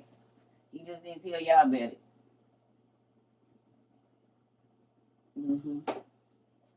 Before you come for me. Everybody grandma got Jesus drinking in the living room above the couch. Him and his homeboys was getting lit before he left up out of here. It was a homegoing party. You see 12 niggas sitting around the table talking. And they got some wine. It's a whole bunch of talking going on. You hear me? Niggas is talking all deep and stuff. But yeah, I was thinking about, man, listen now. No, hear me out. Ain't nothing changed. It's the same thing. But Jesus, let me ask you a question then. Somebody said, you ain't lying. Yeah, niggas get real philosophical once they get a little wine in them, don't they? They done turned into a whole Aristotle and Plato. Listen here. Like, nigga, I don't even. No. I just been thinking about it, bro. No, for real. Hear me out. You like, okay, I'll be right back. I'm gonna go over here and I'm gonna come right back. Look, somebody said facts. I'm trying to tell you, I know how it goes. God did that for a reason. He did. Folks get open when I'm not encouraging nobody to drink. But if you think about, if you have a glass, good night, if you have a glass of wine or whatever it is, you mellow out and you might be more apt to hear. And I'm not encouraging drinking. I'm just saying God knew what he was doing when he made everything. Because your inhibitions are down. So you're more apt to hear and listen and talk most times. I'm not saying when you're drunk. I'm saying when you've just had a little bit. It relaxes you. Do you think God did that for nothing? Now people gonna abuse everything. No, it's not called spirits because wine is differentiated from spirits. No. On every liquor store, it say wine and spirits. It don't say just spirits. It say wine and spirits. It's a difference. There's a difference. It say wine and spirits. Two different things. It's all alcohol, but they can't put them in the same thing. Wine and spirits. Like a wino is different from an alcoholic. Why they call him a wino instead of alcoholic?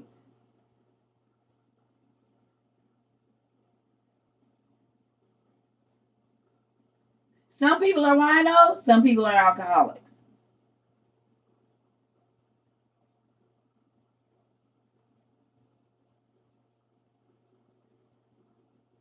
Y'all ain't never heard the phrase wino?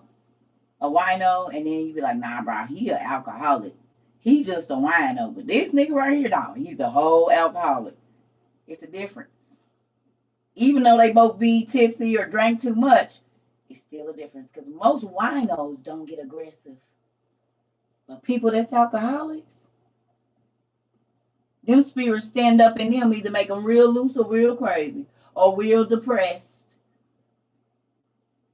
Winos normally got some fat to put on your head. Hey, little man, hey, come here. Let me talk to you for now. And then the wino be and put some fat on your head and you go back fight like, damn, I didn't even realize what that nigga. I should have talked to him more often.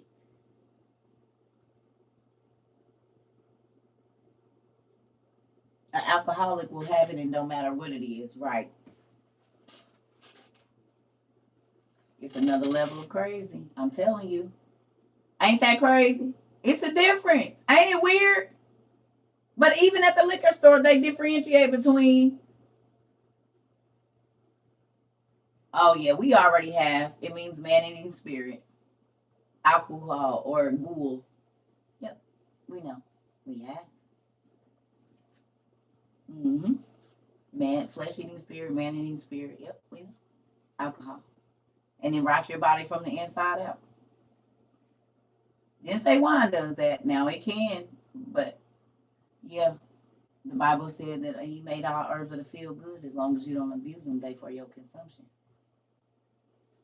Which would you rather you think he'll have, a herb out the field or a narcotic? Because it's a lot of church folks, they on them drugs. Honey, you want stronger drugs than us, it's 10 narcotics in your purse at the church, and you handed them out to people. This was literally grown from a seed. And it ain't got people walking around like they zombies and losing their careers and their families and selling their body. Okay.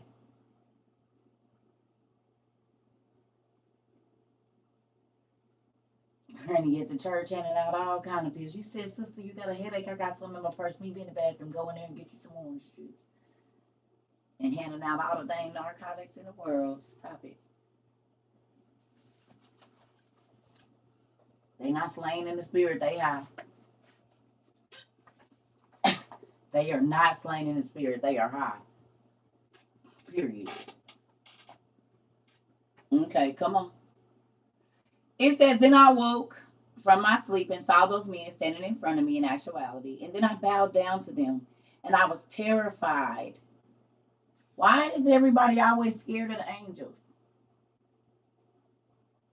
Why do the angels always have to tell people don't be scared if they fluffy like they be showing us? Their size and what they told us angels probably look like, they probably don't.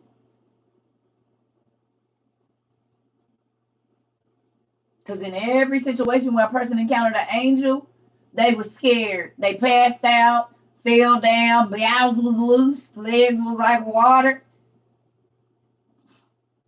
So something gotta be not like them little cute cherubims they be showing us if you was scared. It can't be that. If you falling down on your face passing out, it's gotta be something you ain't never seen before that got you terrified.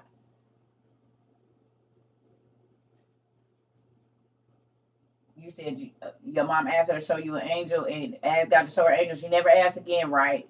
Because I know somebody else that saw one, and when she called me on the phone, she was tapping so hard, like I could hear her teeth chattering. She woke up and it was a cherubim around her. She was in deep prayer and deep fasting, and she felt something watching her. And she said it was so big, the wing, when she woke, like when she came out of her prayer, all she saw was wings all above her, all around her. And she said she turned around like this, and it was eyes peeking out. So it was wings around her, covering her ceiling and everything. And then it was peeking out of her, like behind another set of wings like this. She called me at like 3 o'clock in the morning. She couldn't even talk. This was in 2003, 2004. She couldn't even talk. She said it took up her whole room, but the wings had covered all around her while she was praying. Yeah, buddy. She said she was so scared. I could hear her on the phone. Like I could hear her teeth chattering. Like, come, get me, please. Like for real. For real. For real. So that's why I asked you, why do the angels always say, fear not or don't be scared? They got to look differently from what we know. I just said, cut the light on. Listen, that's why everybody be saying, I don't know if I want to see. I don't know what I want to see. I'll be quick. I'll be careful to say what I want to see because. Okay. He said, then I bowed down to them and I was terrified, and the appearance of my face was changed because of the fear. How many know that your hair can change colors from shock and being scared? Your hair can go completely white. You can be so scared. All the hair on your face will turn white. All the hair on your body will turn white. You can even be so scared that if you're not white, your skin can turn white. You will lose all pigment in your body.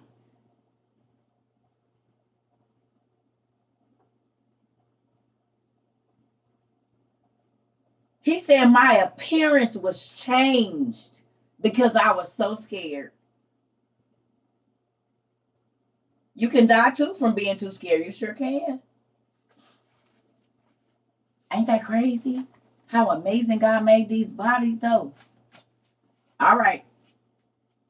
It says, then those men said to me, be brave, Enoch. And why they keep telling somebody don't be scared? He said, in truth, do not fear. Right there. You see it? They always telling somebody don't be scared. Well, what do they look like if they keep always having to tell everybody don't be scared? Tell me. Enoch said, heck no.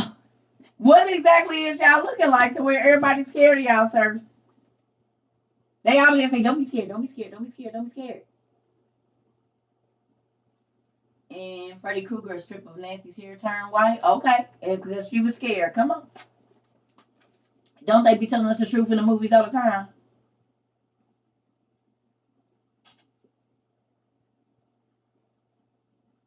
Listen.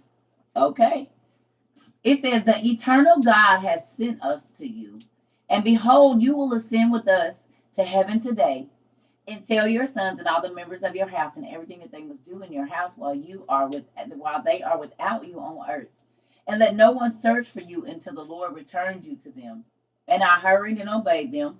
And I went out of my house and I shut the doors as I had been ordered. And I called my sons, Methuselah, Regem, and Gadad, and I declared to them all the marvels that those men had told me. Marvel Comics. Marvel Comics. And Marvel Comics is about the superheroes that was alive when Enoch was here. Oh. And I declared to them all the marvels that those men had told me. Listen, my children, I do not know where I am going, nor what will confront me. Now, my children, he said, look, I don't know. I woke up and he was two big niggas at the end of my bed. I don't know what's about to happen to me, but they said God is calling me to heaven. I don't even know what's about to happen to me. Pray for me. But I'm going. He said it was some niggas and they said God wanted to talk to me. So I just want y'all to let y'all know I'm leaving. I'll be back. Don't nobody look for me till God send me back to y'all. I don't know what's going to happen to me, but just pray for me. Okay? I'd be scared too. He said, now my children, I say to you, do not turn away from God. Walk before his face and keep the commandments. Do not arbor the prayers of your salvation so that the Lord will not curtail the work of your hands. And do not be ungenerous with the Lord's gifts. And the Lord will not be ungenerous with his donations and love gifts in your storehouse. Who heard that? And how many times y'all heard me say that? We just talked about it earlier, and this ain't even what we was going to read. I'm going to say it again. He said, do not be ungenerous with the Lord's gifts that he gave you for free. And the Lord will not be ungenerous with his donations and love gifts into your storehouses. Oh. And bless the Lord with the firstborn of your herds and the firstborn of your children, and a blessing will be on you forever. And do not turn away from the Lord, and do not worship vain gods. Gods who did not create the heaven and the earth or any other created thing, for they will perish, and so will those who worship them. Still want to worship the Anunnaki gods. He said, oh, it's gods, but you better not worship them. Because everybody that worship them and pray to their ancestors and be doing all of that, giving my homage to them, they going to perish with their gods. How's that feel?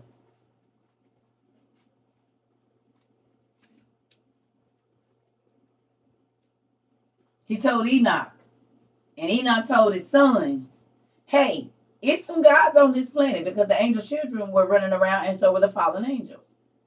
And evidently they still here, because God said you never know when you entertain an angel. So then they're eternal beings, so they haven't died yet because they're going to be judged with us.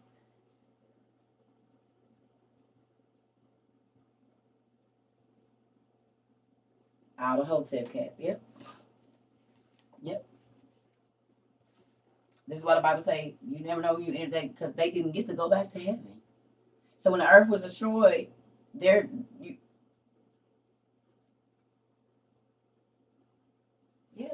of course they get their stuff on them and everything. It's okay. We're not doing it. All right. It says, and may God make your hearts true in reverence for him. And now, my children, no one must search for me until the Lord returns me to you. Okay? So we just going to skip past this because I'm about to get off of here. We've been on here too. We just about to do this real quick.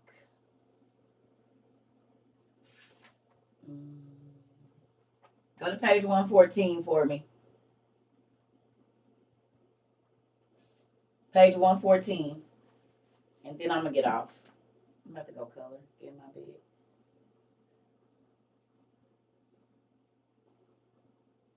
$114, y'all. This the tree and the paradise. So we're going down to chapter 8. We're going down to chapter 8 right here. I'm about to go color because I need to calm my mind down. That's what I'm about to go do. It is. And we got some amazing coloring books. Yes. Okay, so here we go. So it says, and those men, thank you. It says, and those men took me from there, and they brought me up to the third heaven and set me down there. And then I looked downward and I saw paradise. And that place was inconceivably pleasant. And I saw the trees in full flower, and their fruits were ripe and pleasant smelling, with every food in yield and giving off profusely a pleasant fragrance. And in the midst of them was the tree of life. At that place where the Lord takes a rest when he goes into paradise. And that tree is indescribable for pleasantness and fine fragrance, and more beautiful than any other. Than any other created thing that exists. And from every direction, it has an appearance which is gold looking and crimson, and with the form of fire. So what I came up with when I was reading it, because it was a different version that I read, it looks exactly like the stuff that the dinosaurs was in on what is it? What is that called? That the mosquito was in? That color. What is it? I can't think what it's called. Amber. Amber. So there can be darker red ambers or gold ambers. But it's like an amber. So the trunk of the tree is an amber color, but it's see-through.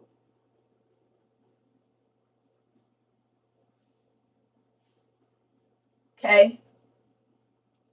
Yeah, amber. It's like the same. When I looked it up and I did my research, it's like the same color. But amber can be more red, more brown, more gold. It just depends on the championship tree. I don't know what that is. Thank you so much, Miss Jocelyn. Yeah, the trunk of it is amber. Okay, ain't that crazy? It's see-through, but it's amber. So how is anything even growing on it?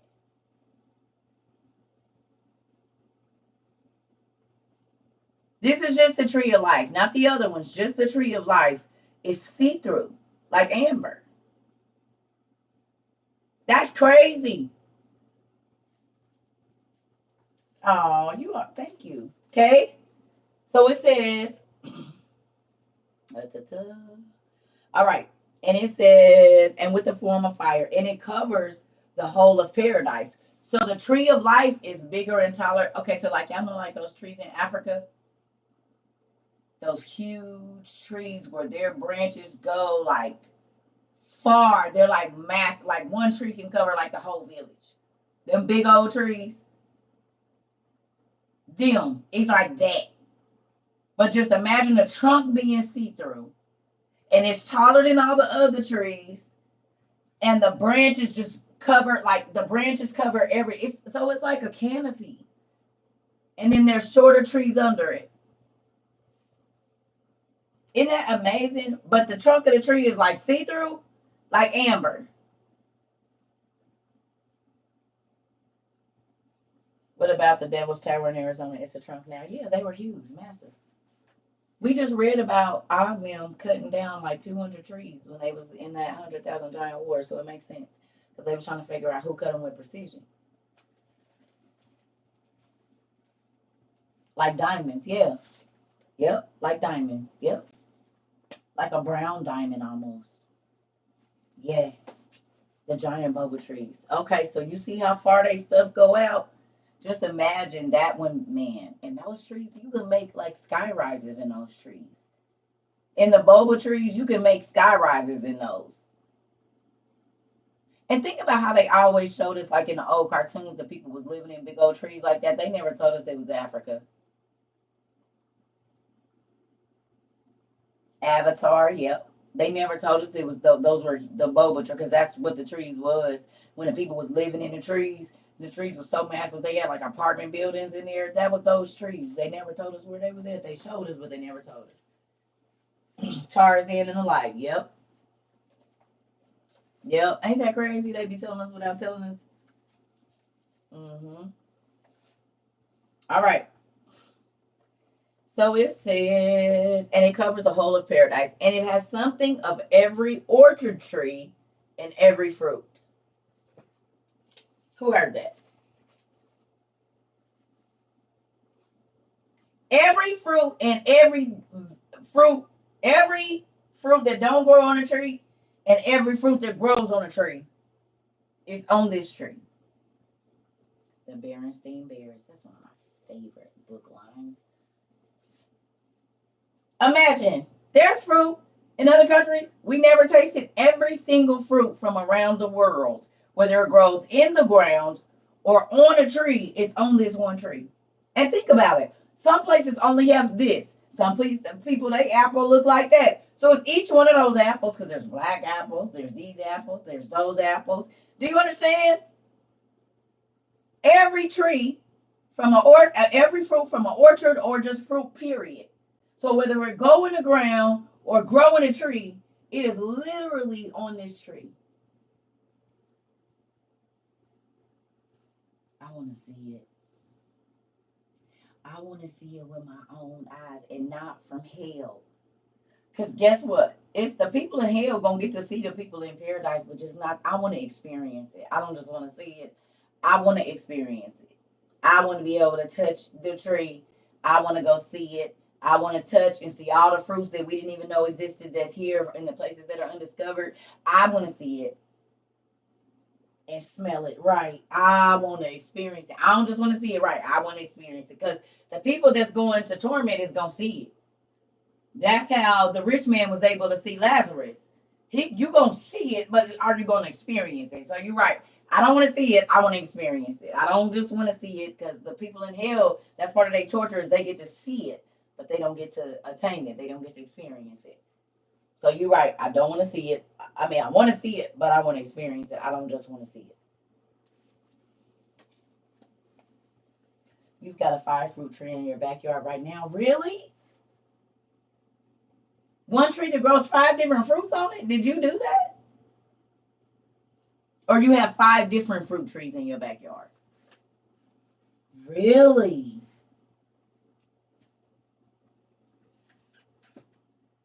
Did you cultivate it to grow 5 fruits? What does it grow? What's on there, Mr. Hardy? Explain. It's easy to do it, nephew. That's my.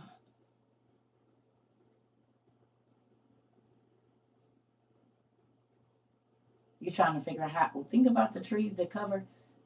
Have you ever looked at a boba tree? They have to be in the same family. Oh, grafting. Okay. Peaches, apricot, plum, and cherry all on one tree. That's mind blowing. Because my grandma had all of those in different trees in her backyard. She had a plum tree, she had a cherry tree, she had an apricot tree, she had grapes growing, grapevines on her thing. Wow. Don't we learn something new here every day? See? See? So thank you, Mr. Hardy, for being in class today because you just proved that what we're reading about is true. But in heaven, it don't gotta be because God made it to where all of them can exist on one tree. But you're showing us that heaven on earth, there is a possibility to do 3 or 4, what you said, 5 on one tree. Come on. Look at that. So people say, oh, that's fake. You shouldn't read it. Well, here's a real human right now doing it right now, and he's alive right now. You see how God always come in and confirm that things be real for us? I'm so excited about it. He always come in and confirm for us. Thank you, Mr. Hardy, for being in class today. He confirmed that the giants lived, the men of Gath with 6 fingers and 6 toes with Jimmy J6. He always be coming in here for the naysayers, don't he? Every time. Folks be talking about y'all shouldn't listen and she a liar and God be like, no, it's true. Keep reading. Keep reading every time, boy. Thank you, Dad. Now y'all see why I can't listen to people telling me no, because if God keeps proving what I'm reading is real, then why would I listen to you just because you don't believe it? And God keeps proving it to me that it's real. A fruit cocktail tree, girl. What you just said? That means there's watermelons growing on that bad boy, and all of the mangoes and and the melons and all of that. The blood oranges and the regular navel and the little bitty ones and all of the different fruits. The fruit that tastes like, I want to taste one of those too. They said it tastes like banana and mango together is some little thing. I guess with the little pricklies on the outside of it. No pesticides, no GMOs. Yeah. What state is he growing them in? I don't know. Where you at, Mister? I think he in like Alabama or Mississippi. No, it's not dragon fruit. No, it's like an Asian pear. Not an Asian pear. Maybe it's called. I don't know. Lovely Mimi be eating them. It looked like a starfish looking red thing, and then you cut it around and you pop it open and it's a ball in there. And they say it tastes like banana, I think, and I don't know what it's called. A rambutan. That's what it's called. You know what I'm talking about? It looked like a prickly. Okay, that. Yeah. Where do I buy that? At the Asian market? No, not dragon fruit. Mm-mm. It looked like a prickly thing. He's in Texas. Oh, okay, he's in Texas. Yeah. Right. Can you amaze? Right. That's what he said. He said it smells so good. He said it was a smell like you can't even imagine. He said, I can't even describe the smell of this place. Okay, thank you. Langsat? Okay. He said it smells so good. Ooh, I bet it did. All right, 116. Okay. So it says, and its root is in paradise at the exit that leads to the earth. And its root, the tree of life, the roots of the tree lead to earth. Where have we seen this depiction at?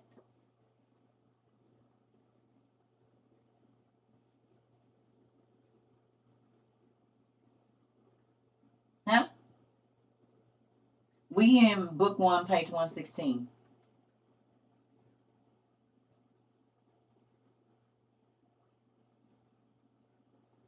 A lot of people have the earth with the tree sitting on top of it, and the roots go around the tree. And all the fruits is at the top. No. Think about it. We see this all the time where they got a world, and then they have the tree, and then they have the roots going around the tree. But we know at the top of it, it's supposed to be like heaven or something, because it's always out in space that they show us this. Right? Because they always show us that with the stars behind it. Like it's a depiction of the earth from a far away, and it's this big old tree sitting on top of it, and the stars and the heavens is behind it. Flat earth depiction. Okay. Ain't that crazy? How we just be thinking they got it from, oh, they came up with it and it's here.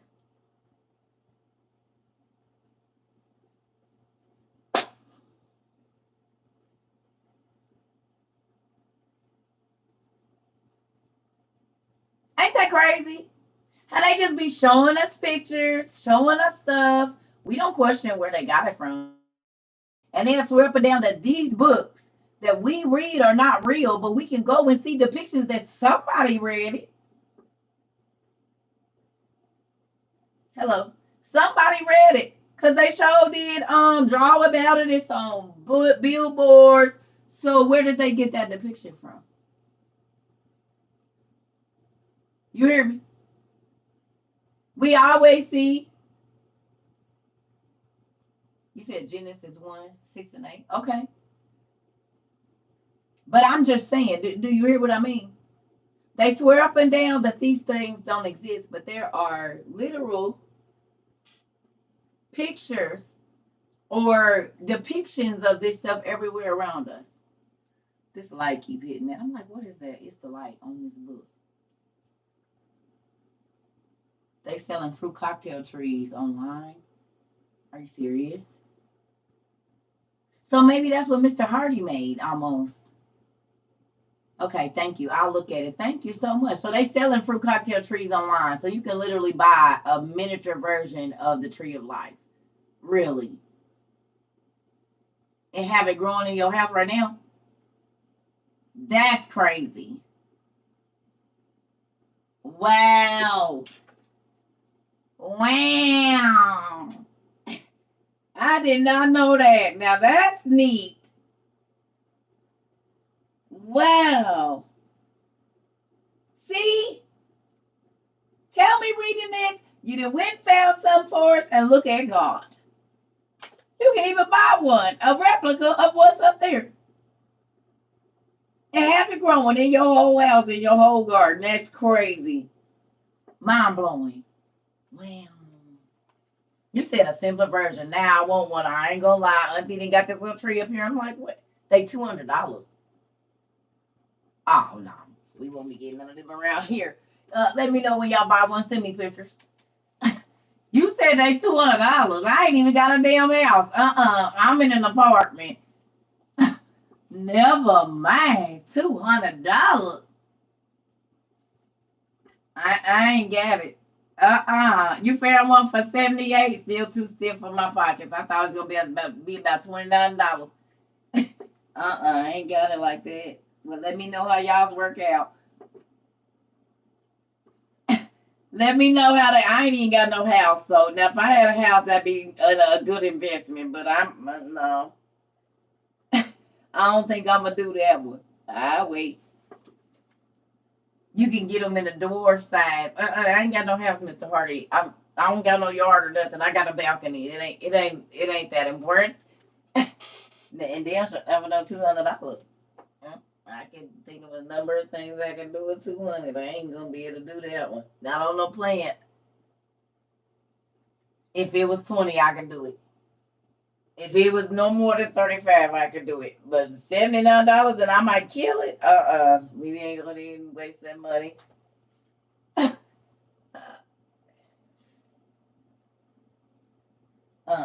don't have that. Ooh, too funny. You got me in the spring. Thank you, Mr. Hardy. Well, let me know. I don't know. Okay. Can you send me a little seedling or something? Is that what you're gonna do? I got $25 for you, about 30. My money good. I got about 35. I could probably pay some shipping or something. I don't know. Well, 200 is steep for me. I ain't got no house. If I had a house, that'd be different. But what I'm gonna do? Let it grow in the balcony, then it'll be and grow it up into the people's thing. I can't do it. They try to put me out of here. Listen here. Well, y'all, Uncle Hardy is telling y'all he got the hookup, so then maybe this a business for you, Uncle Hardy. Uncle Russell, Uncle Russ. Get started on whatever you got to do this, because they going to be on your head once you give me one. So just figure out the business plan now. Listen, I'm telling you, you already know they about to be on your head. So get your pots ready. Figure out your shipping and your price, because you already know once you send one over here, they're going to be tap dancing on your forehead. Just get it ready. You got a while. Get your plan together, Uncle Russ. Uncle Russ. Because you see everybody been looking for one, and you know how to do it. So there you go. Just be working on it over the winter. If you could have it by April, it'll be nice. You see everybody been looking for one? Just do it. You got a market already. People like, I just came. So here we go. There you go, There go a side hustle, because they about to buy 3. One for their mama, one for their grandma, and one for them. Granny, I got you a gift to put out in your garden. What is it? It's a fruit cocktail tree. Oh, y'all know what that is. That's what I'm saying. Fruit cocktail. Like, You gotta say that when you give it to her. That little cheer that we used to do in the back. Y'all remember? It used to get slapped in the mouth for it. Good night, everybody. You gotta do that. If you give it to your mama, she got a sense of humor.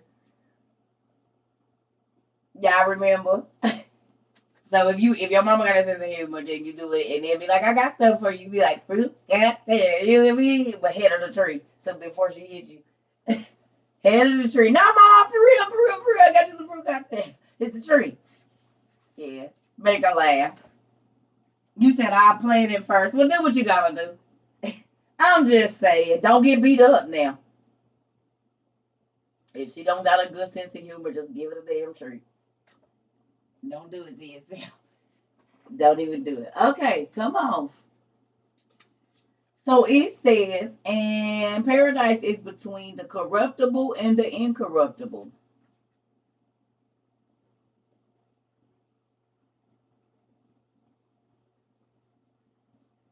Paradise is in between the corruptible and the incorruptible. The corruptible and the incorruptible is a spirit. So paradise is in between earth and heaven, somewhere. And it could be a realm right on top of ours, because it said they got put out of the garden and went into the earth, or got pushed out down into the earth. It's depict different. No.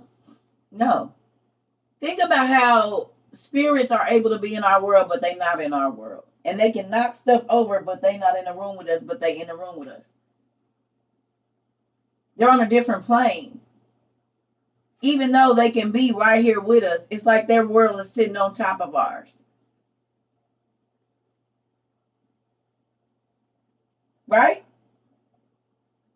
It's giving Stranger Things, exactly. Because how are they not in our dimension, but they can touch our stuff? They're in a different dimension that like sits on top of ours. So we see them as interdimensional beings. Come on. So they can be here and over there. So in our reality, the paradise can be here and in the spiritual realm, because God made it almost like them. Like there is a spiritual garden, but there's an earthly garden as well. But do you see what I mean? That defies our understanding in a lot of ways, but it's literally happening with the spirits. They're in our realm, but they're not materialized. But they're here and they can affect things around us, but they're not here. That's why we see them as shadows. Now, some of them can manifest into real bodies, like a two-sided mirror. Right, like a two-sided mirror. Isn't that interesting? They exist in both places. They do. So paradise is like the same. It's like it is a physical place, but it's also a spiritual place too. And it's like it could be both. Ain't that crazy? It's amazing. Like in 30 coins. Mm-hmm. Ain't that crazy? It's pretty cool. It is. You know what else is like? Wheel of Time. Remember when old girl used to walk through them doors to go see her lover or whatever, or they would walk through another door and then they would walk back out of that door and be in the other reality? It's like that. Or the what's the name? The kids show. Lion, Witch, and the Wardrobe. Lion, Witch, and the Wardrobe. Literally a portal, right. The Secret Garden. Any of y'all ever read that book? She went through there and she could see spirits and stuff. She found out that these people wasn't even alive. The little boy had been dead. The little girl had been dead for 100 years.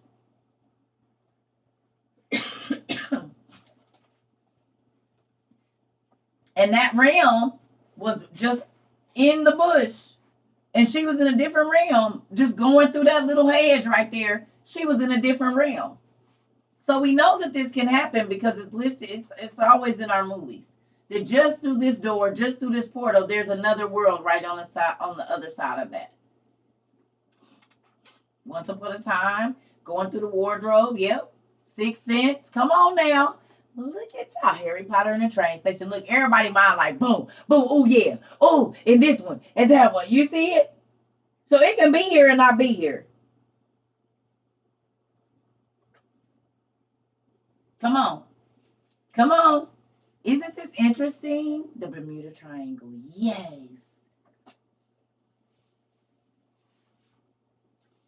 This is why I say instead of just going through it, like reading it, when you take your time and you apply it to what is even around you, you will start to see it like, oh my God, okay, so that makes sense. We ain't rushing through and reading. We taking our time to see, okay, now where have we seen this? Sabrina's closet. Oh yeah, she did used to go in there and be talking to the witch elders or whatever, didn't she, when she would go through her closet. Isn't this crazy?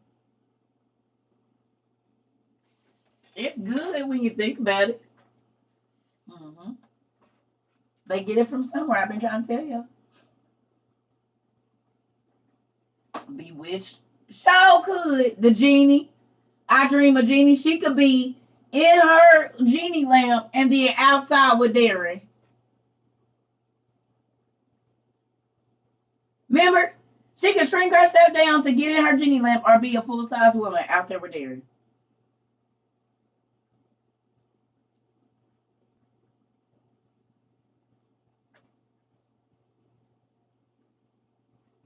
Come on. Her mom used to come to the closet.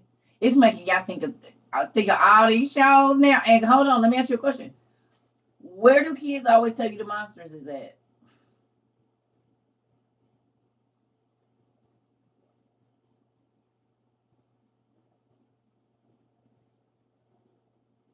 In the damn closet. A wardrobe where the clothes is at. It's another world on the side of that door where the clothes is at. Monsters Inc. The chest or the closet.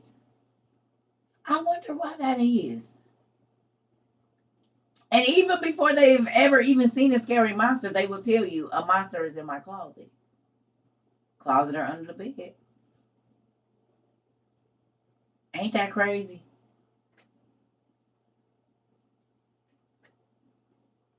You said be right back, going to close the door in my closet right now. Hilarious. I don't sleep with my closet door open either, and I'm grown. I don't sleep. There's no doors open in my house at all. Every door in my house has to be closed at all times. And I'm gonna tell. I told y'all if you knew here, you never knew the story. You probably didn't know, but I'm gonna tell you right now. When I was 21, I had just my younger two kids. I was not pregnant with my youngest, my third and fourth child yet. I only had my older two. And this is when I was really getting into my spiritual walk with God, and I was trying to understand Him outside of what I had been hearing. But the devil would torment my children at night. My oldest two kids, they was like 2 and 4. And when I lived in Arizona, if you live in, you know what like a roommate apartment is. So like one will have like it's just like this. So my apartment here, this is a room and there's a bathroom connected, right? But it's not in the room. And then my room has my bathroom in my room. So there's still like two masters.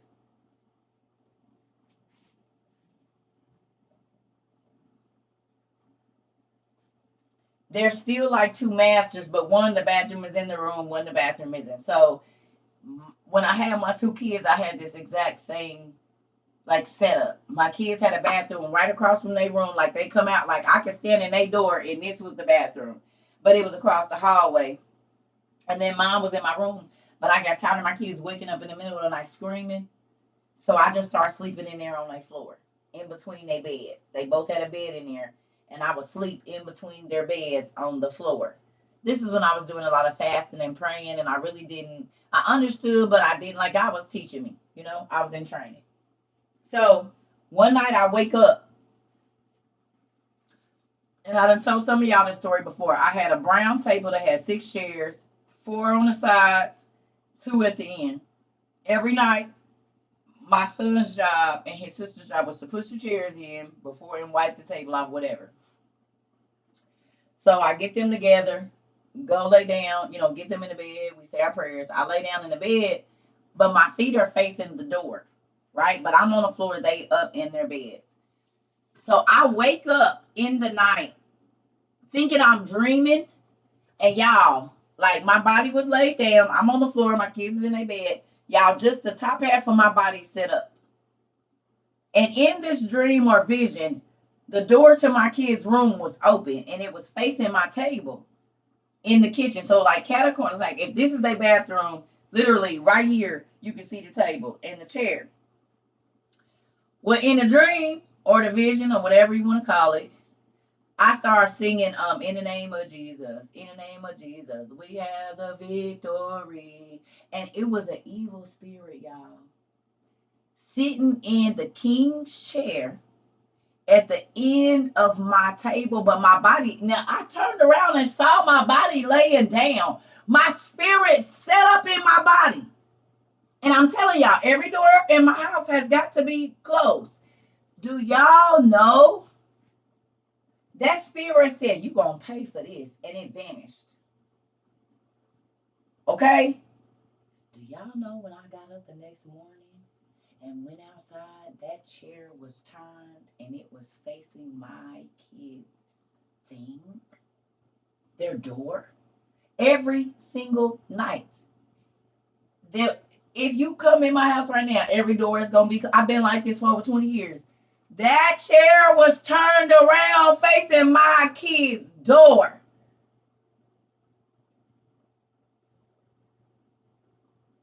I'm telling you. Not facing this way, not exactly how that demon was sitting, looking at my cat in the corner. It was that. And my homegirl told me, she said, I just had an experience like that with my kids. Yes, I anoint my doorposts. All around my doorposts, any opening. So it's a door right here, it's a door right there, it's a door right here, it's a window right here. Yeah, I was singing because I woke up and he was watching us sleep. No lie. I woke up and he was watching us sleep. He was watching us sleep. So this is why I tell you, pray over your kids, because they always say, Mommy, something's in my room is watching me. I know this to be true.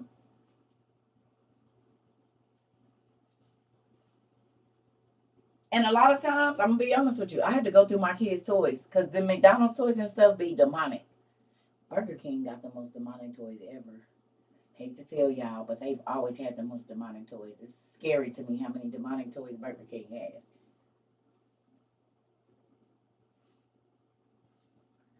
No. He just looked like I can't really say what he looked like. He was just a dark shadow. Yeah.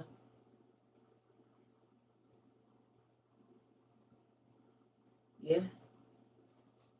Got tears. I just prayed over my daughter yesterday because I feel like something is real. Y'all know what movie I'm finally watching? Insidious. The newest one, The Red Door. Did I ever pay for it? Yeah.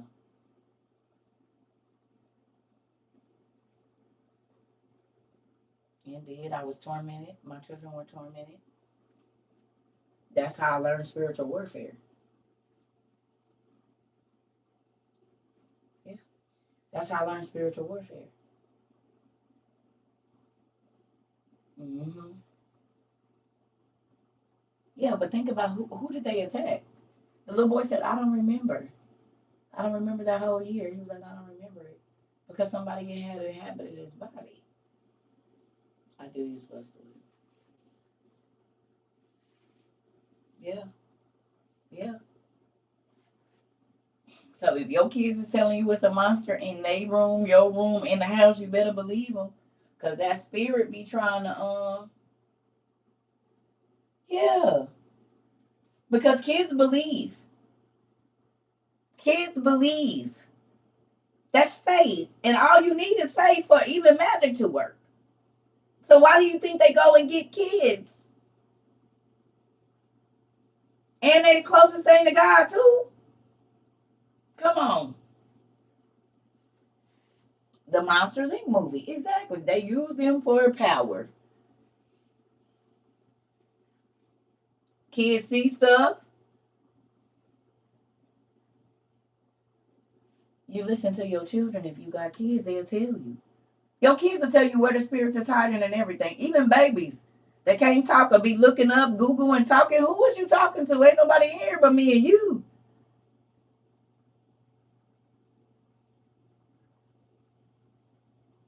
Whenever you get a baby running down the hall and ain't nobody chasing them and they just scream out, or they don't want to go to somebody, or they don't want to go in the room, or they say, no, I'm scared. No, you just being scary. No, it's a spirit in that bathroom waiting on your baby. Want them to fall, hit their head in the middle of the night. Y'all got to think. It's enmity between their seed and ours. And most times, they attack children. This is why we got so many, I'm telling you, this is why we got so many kids unaliving themselves under the age of 10. Them spirits being got in early. Them spirits being got in super early. We'll finish reading this tomorrow too, y'all. I'm about to go. Your son will not go to the bathroom. You need to pray.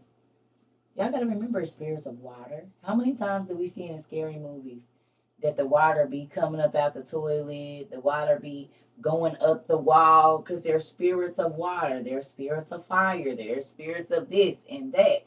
What's in the bathroom? Water. We always see a spirit coming up out the drain, dragging somebody, hurting somebody. Wait till they get in the tub, because they're spirits of water. The marine spirits, exactly. What's in your toilet? We didn't see where a spirit was looking out. Somebody looked down on a spirit is looking out the toilet at them. Y'all think they just get these movies from nowhere, anywhere, like just make them up? No, somebody didn't experience that. Water is a conductor of the elements. Come on. I'm serious. Yeah. Even if you ain't never even seen a scary movie about being sucked down a drain, like you said, you be scared. That's because spirits is here in our realm all the time.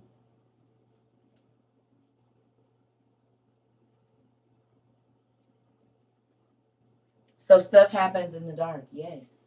If your child is telling you they're scared, you need to believe them. Because those spirits will start to attach themselves to your child.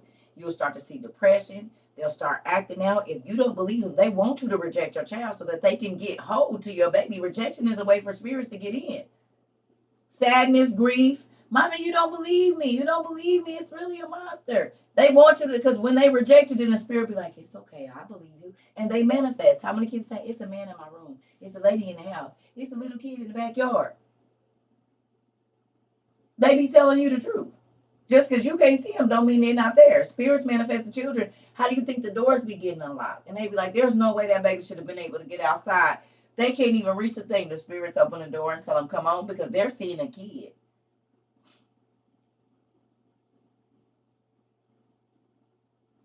Y'all ain't seen the videos online where the security guard think they talking to somebody and it's somebody watching the security guard. They having a whole conversation. And the person is seeing a person at the door, but the person is watching the person like, hey, who was you talking to? And they like, it's an old lady right here. Have a whole, you can see them talking, open, shaking a hand, and they really see somebody, but nobody else can see them.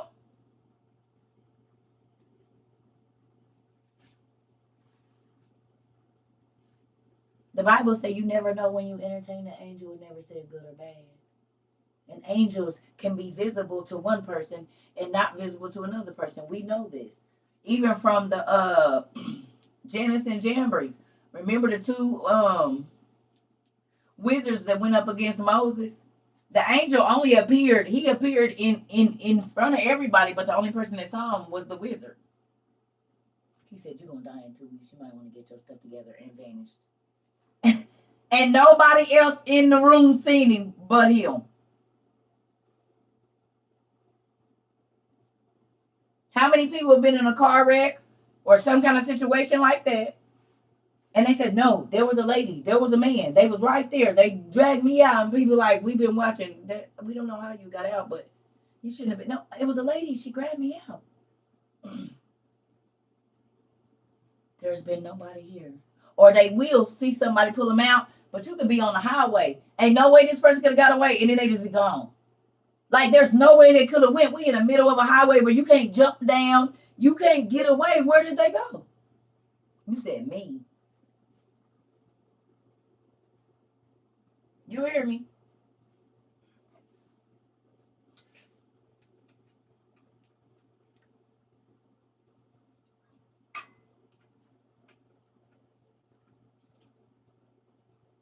How can you get them to leave your son's dreams? You don't get to control your son's dreams.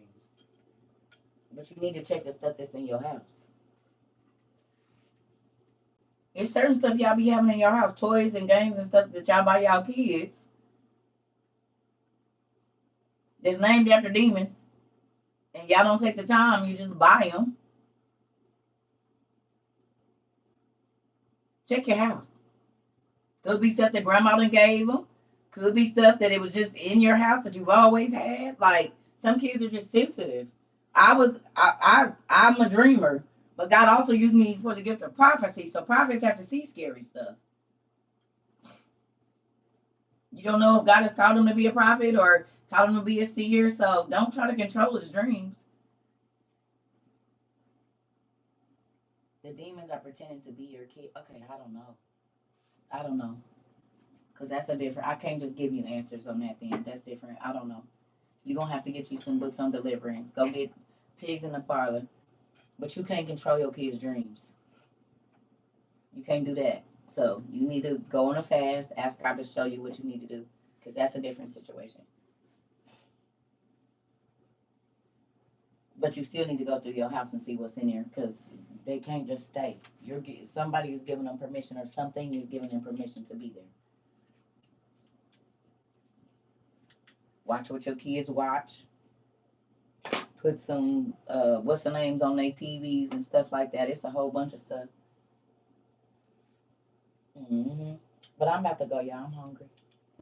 We've been on here 300 minutes. I'm leaving.